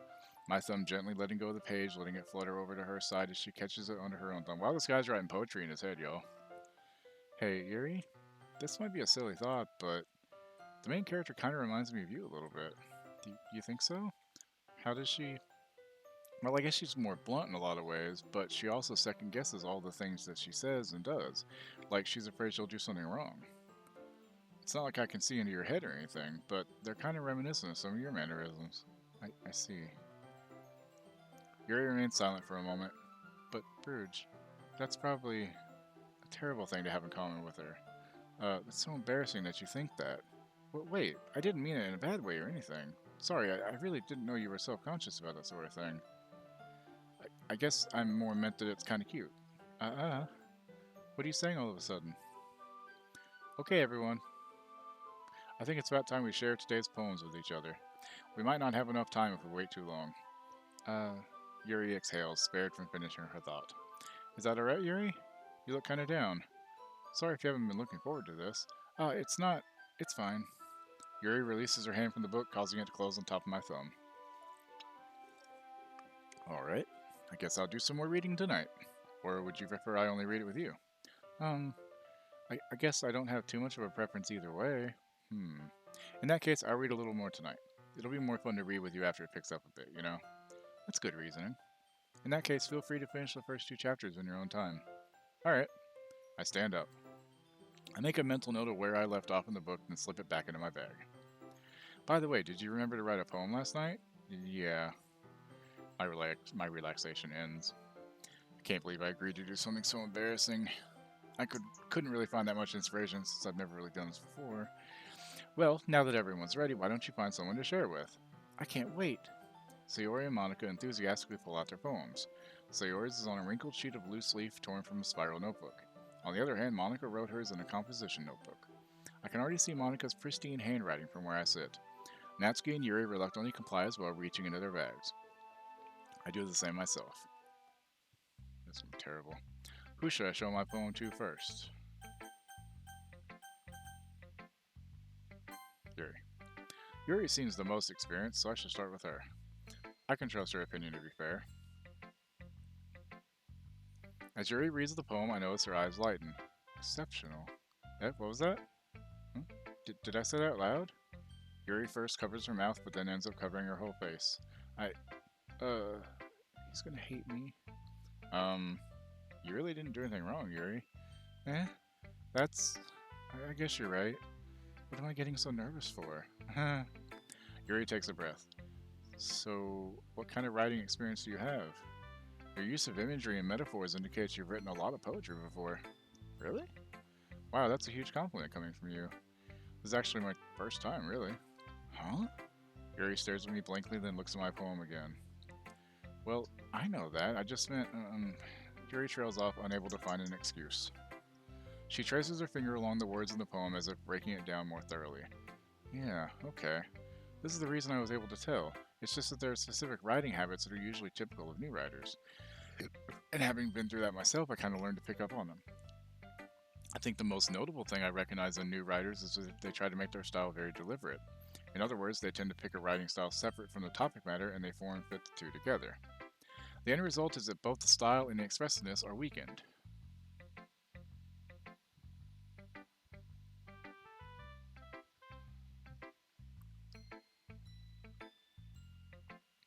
Once Yuri finds her train of thought, it's as if her demeanor totally changes. Check something.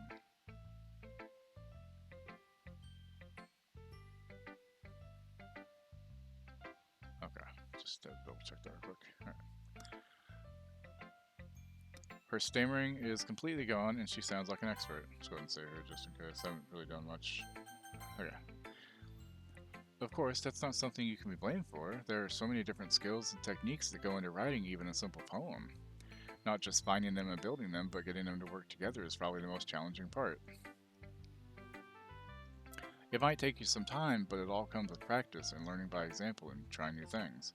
I also hope that everyone else in the club gives you valuable feedback. Natsuki can be a little bit biased, though. Biased? How? Well, never mind. I shouldn't be talking about people like that. God damn it. My mouse moved down. Sorry. It's fine.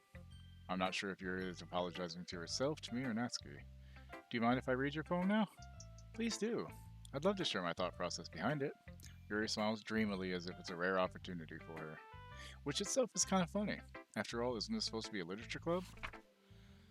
Ghost under the light. The tendrils of my hair illuminate beneath the amber glow, bathing. It must be this one, the last remaining streetlight to have withstood the test of time. The last yet to be replaced by the sickening blue-green hue of the future. I bathe, calm, breathing air of the present but living in the past. The light flickers, I flicker back. I'm sorry I have such terrible handwriting. What? I wasn't thinking that at all. But it took you a long time to read. Well, I just don't read script very often. I actually think your handwriting is pretty. Eh? That's a relief. Also, I like the poem. Even though it's short, it was really descriptive. It wasn't too short? I usually write longer poems. Not at all. I'm really glad you like it. I'll be honest. Since it's our first time sharing, I wanted to write something a little more mild. Something easy to digest, I suppose. Are you into ghosts, Yuri?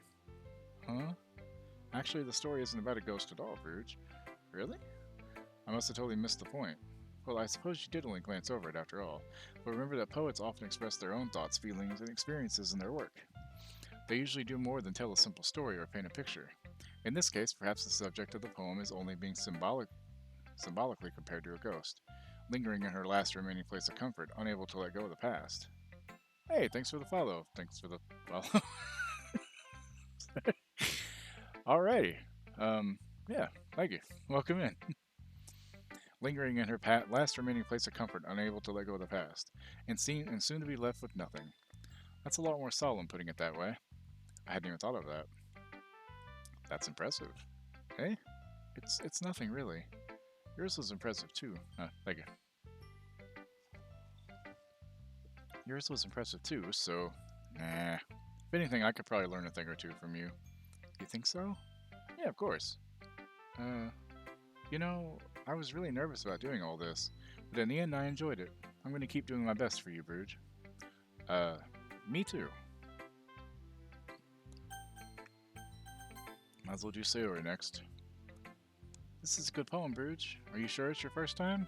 Of course. It's not that good. Am I the kind of guy who would be writing poems in his spare time? I guess you're right. But that's why it impressed me. Well, to be honest, I was afraid that you wouldn't do it seriously. Or that you wouldn't write one at all.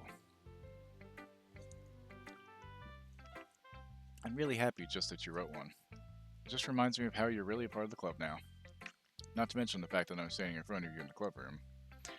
Well, of course. I'm not really into it yet, but that doesn't mean I'll break my promise. See? It's like I said before, Bruges. Deep down, you're not selfish at all, you know? Trying new things like this for other people, that's something that only really good people do. Thanks, Sayori. I'm not sure if she sees the full picture of my motive here. Then again, I can't deny that she's part of the reason I joined, knowing how much this means to her and all. Yeah, and I'm going to make sure you have lots of fun here, okay? That would be my way of thanking you. Alright, I'm going to hold you to that then. Yay! Now you'll read my poem too, right? Don't worry, I'm really bad at this. We'll see about that. Dear sunshine, the way you glow through my blinds in the morning, it makes me feel like you missed me. Kissing my forehead to help me out of bed, making me rub the sleepy from my eyes.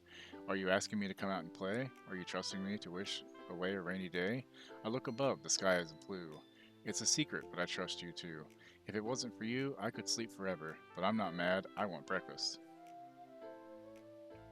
Sayori, this is just a guess, but did you wait until this morning to write this?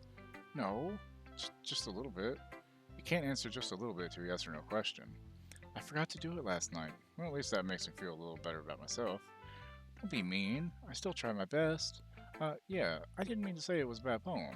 It came out nice, or how should I put it? It sounds just like you. Really? Yeah. Especially that last line. I made eggs and toast. I wish I had some eggs and toast right now. Even though you're late to school, it's bad to skip breakfast. I get all cranky. Well, I guess there's no point in arguing. Anyway, thanks for showing me.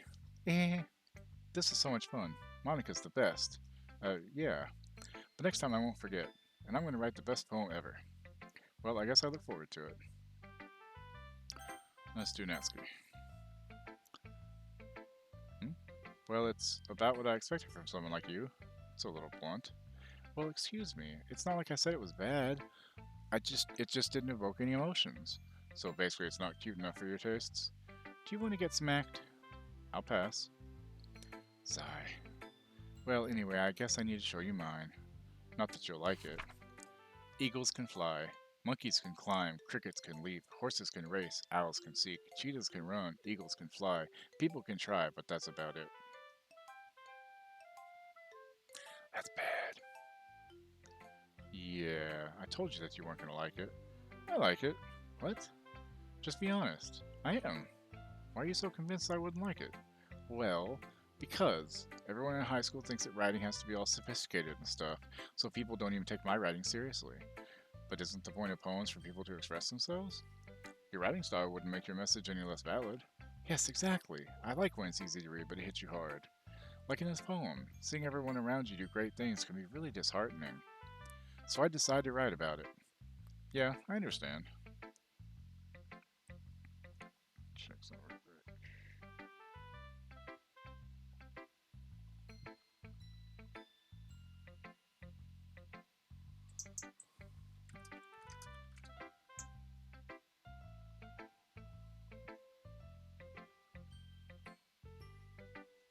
Okay, back to that. And okay. Yeah, I understand. But the other nice thing about simple writing is that it puts more weight on the wordplay. Like I set up for a rhyme at the end, but then made it fall flat on purpose. It helps bring out the feeling in the last line. So you did. I guess more went into it than I realized. That's what it means to be a pro. I'm glad you learned something. Didn't expect that from the youngest one here, did you? Derek? Guess not. I decided to humor her with that last comment. I don't really care how old everyone is, but if Natsuki is feeling proud, then I won't take that away from her. And then, who should I show my phone to next? The only option, Monica. Hi, Bruge. Having a good time so far? Yeah. Good, glad to hear it. By the way, since you're new and everything, if you ever have any suggestions for the club, like new activities or things we can do better, I'm always listening. Don't be afraid to bring things up, okay? Alright, I'll keep that in mind. Of course I'll be afraid to bring things up. I'm much better off just going with the flow until I'm more settled. Anyway, want to share your poem with me? It's kind of embarrassing, but I guess I have to. Don't worry, Bruge. We're all a little embarrassed today, you know? But it's that sort of barrier that we'll all learn to get past soon. Yeah, that's true. I hand Monica my poem. Great job, Bruge. I was going ooh in my head while reading it. It's really metaphorical. I'm not sure why, but I didn't expect you to go for something so deep. I guess I underestimated you. See, that's the thing. I try to keep people's expectations of me low, so I'm constantly surprising them. It's easiest for me to keep everyone's expectations low. That way it always counts when I put in some effort. See, exactly. This is me, literally. What the hell? I mean, not 100% literally, but like, what the hell? That's not very fair. Well, I guess it worked anyway. You know that Yuri likes this kind of writing, right? Writing that's full of imagery and symbolism. Unlike Sayori, who likes using simple and direct words to describe happiness and sadness. Yuri likes it when readers are left to derive their own meaning out of it. It's very challenging to write like that effectively, both allowing people to get something out of it just by feel, or letting them deeply analyze all of the nuances. It can take years of practice, which I'm assuming Yuri has at this point. I never really asked, though. I'm sure I'm nowhere near her level yet. Don't worry so much about that. You do your own thing. Just keep exploring and learn by trying new things. I'm sure I'll end up trying different things a lot. It could take a while before I feel comfortable doing this. That's okay. I'd love to see you try new things. That's the best way to find the kind of style that suits you. Everyone else might be a little biased toward their own kinds of styles, but I'll always help you find what suits you the most. So don't force yourself to write the way everyone else wants you to write. It's not like you have to worry about impressing them or anything. Hey! Yeah, I gave up on scoring. I wasn't digging it, so I'm playing Doki Doki Literature Club. It's supposed to get really fucked up, so... Anyway, do you want to read my poem now? Don't worry, I'm not very good. You sound pretty confident for someone who claims not to be very good. Well, that's because I have to sound confident. That doesn't mean I always feel that way, you know? Scoring is very weird. I see. Well, let's read it then. Hole in wall. It couldn't have been me. See, the direction the spackle protrudes, a noisy neighbor, angry boyfriend. I'll never know I wasn't home. I peer inside for a clue. No, I can't see. I reel blind like a film left out in the sun. But it's too late. My retinas. Already scorched for the permanent copy of the meaningless image. It's just a little hole. It wasn't too bright. It was too deep. Stretching forever into everything. A hole of infinite choices. I realize now that I wasn't looking in, I was looking out. And he on the other side was looking in. The fuck? So what do you think? It's very free form if that's what you call it. Sorry, I'm not really the right person to ask for feedback. It's okay. Yeah, that kind of style has gotten pretty popular nowadays. That is, a lot of poems have been putting emphasis on the timing between words and lines. When performed out loud, it can be really powerful. What was the inspiration behind this one? What was the inspiration behind this one?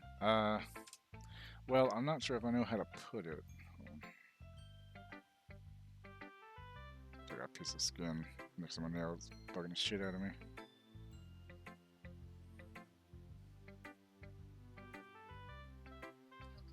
Yep, just got a piece of skin I'm dealing with. Just a piece of cuticle sticking out and it's bugging the fuck out of me.